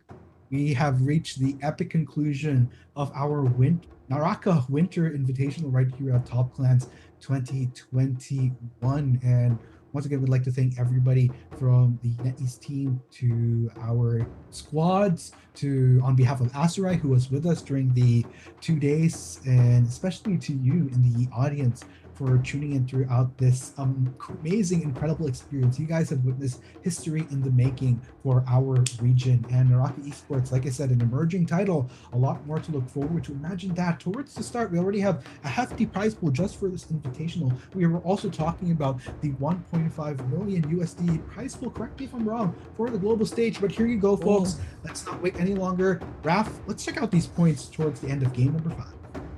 Oh man, I was talking about how Bamboo Shoots could still steal away that crown, but they needed 40 points to stay in contention. But I think that's gonna net them a solid 3rd place. Again, I don't want to spoil anything, but this is just very rough number calculation, but still an impressive outing. I love that they went out with a bang. They showed the world why they were one of the top teams in their groups and why they're one of the top teams in Southeast Asia. TM, very consistent, 19.5. Those 20 points that has secured. Those crowns, they are for them already. Bamboo Esports with 18.5. Warrior Shield, 16.4. 496 surprisingly with 12.6 points. Same with Evos. Infinity with 11.3. They may have slipped. Actually, we'll find out in the grand leaderboard later, but FS with 10.4. Impunity with 7.7. Both Quince and PHI with 2.3. 3T with 2.2, Perry Party and KGM with 1.6, and WCL and TGE unfortunately could not find a point in our final outing. Yes, sir, Reed. Those are your points for game number 5, folks. Now, this is just one page towards flipping over to what is the conclusion. And there you have it, folks. We have it, our final scoreboard. Ladies and gentlemen, we have our champion. We're already pegging them as early as game 4, but just to make things final, just to solidify things, put it into cement and stone. 194.1, our champion, TM Toman Esports. Wow, oh wow, and not only that, joining them in the top 3 towards a ticket to the global stage, it is going to be Bamboo Shoots with 162.2 and 496 at 138.7. Of course, gotta give a round of applause to all these other teams that have worked hard. 5 days, folks, 5 days of intense Naraka action that these players have gone through, and you know what, just very well deserved. At the end of the day, we have our champions right now. Let's give a shout out to them right now. Your Naraka Winter Invitational Kings right here. It is Toman Esports. Let's give a shout out to Yin, Hampi, and Akame. Some absolutely godly pace that we've seen from the squad all throughout. And not only are they going to go with a huge chunk of that prize pool, but they're also going to do us proud by representing us on the big stage for the eventual global finals that we'll be seeing for this marvelous esports title. That's right, guys, and if I am not mistaken, these are the inaugural champions too for our Winter Invitational. So we already have the old guard set in stone, our first Golden Boys. Looking good. You guys should be incredibly proud of yourselves, because what a slog everybody had to get through to get to this point. And to finally take home the bag, like you said, oh man, this is a very storied journey for TM Esports. Yes, and with all said, I'd like to also give a shout out to Infinity, Evil's Full Sense, Perry Party, Impunity Esports, Kingsman, PH1, 496 Gaming, Bamboo Shoots, Warrior Shield, 3T, Bamboo Esports, TGE Quids, and Recreate Legends for making it this far into the tournament. They definitely still have something to be very proud of for making it this far. They bested a total of 6. We started off 64 guys. That's not an easy feat to have made it this far into the playoffs. So there are definitely, cliche as it is to say, no losers. Towards the end of the day, everyone is going to go home with a nice chunk of the prize pool. But we do have victors that we needed to crown. And there you go.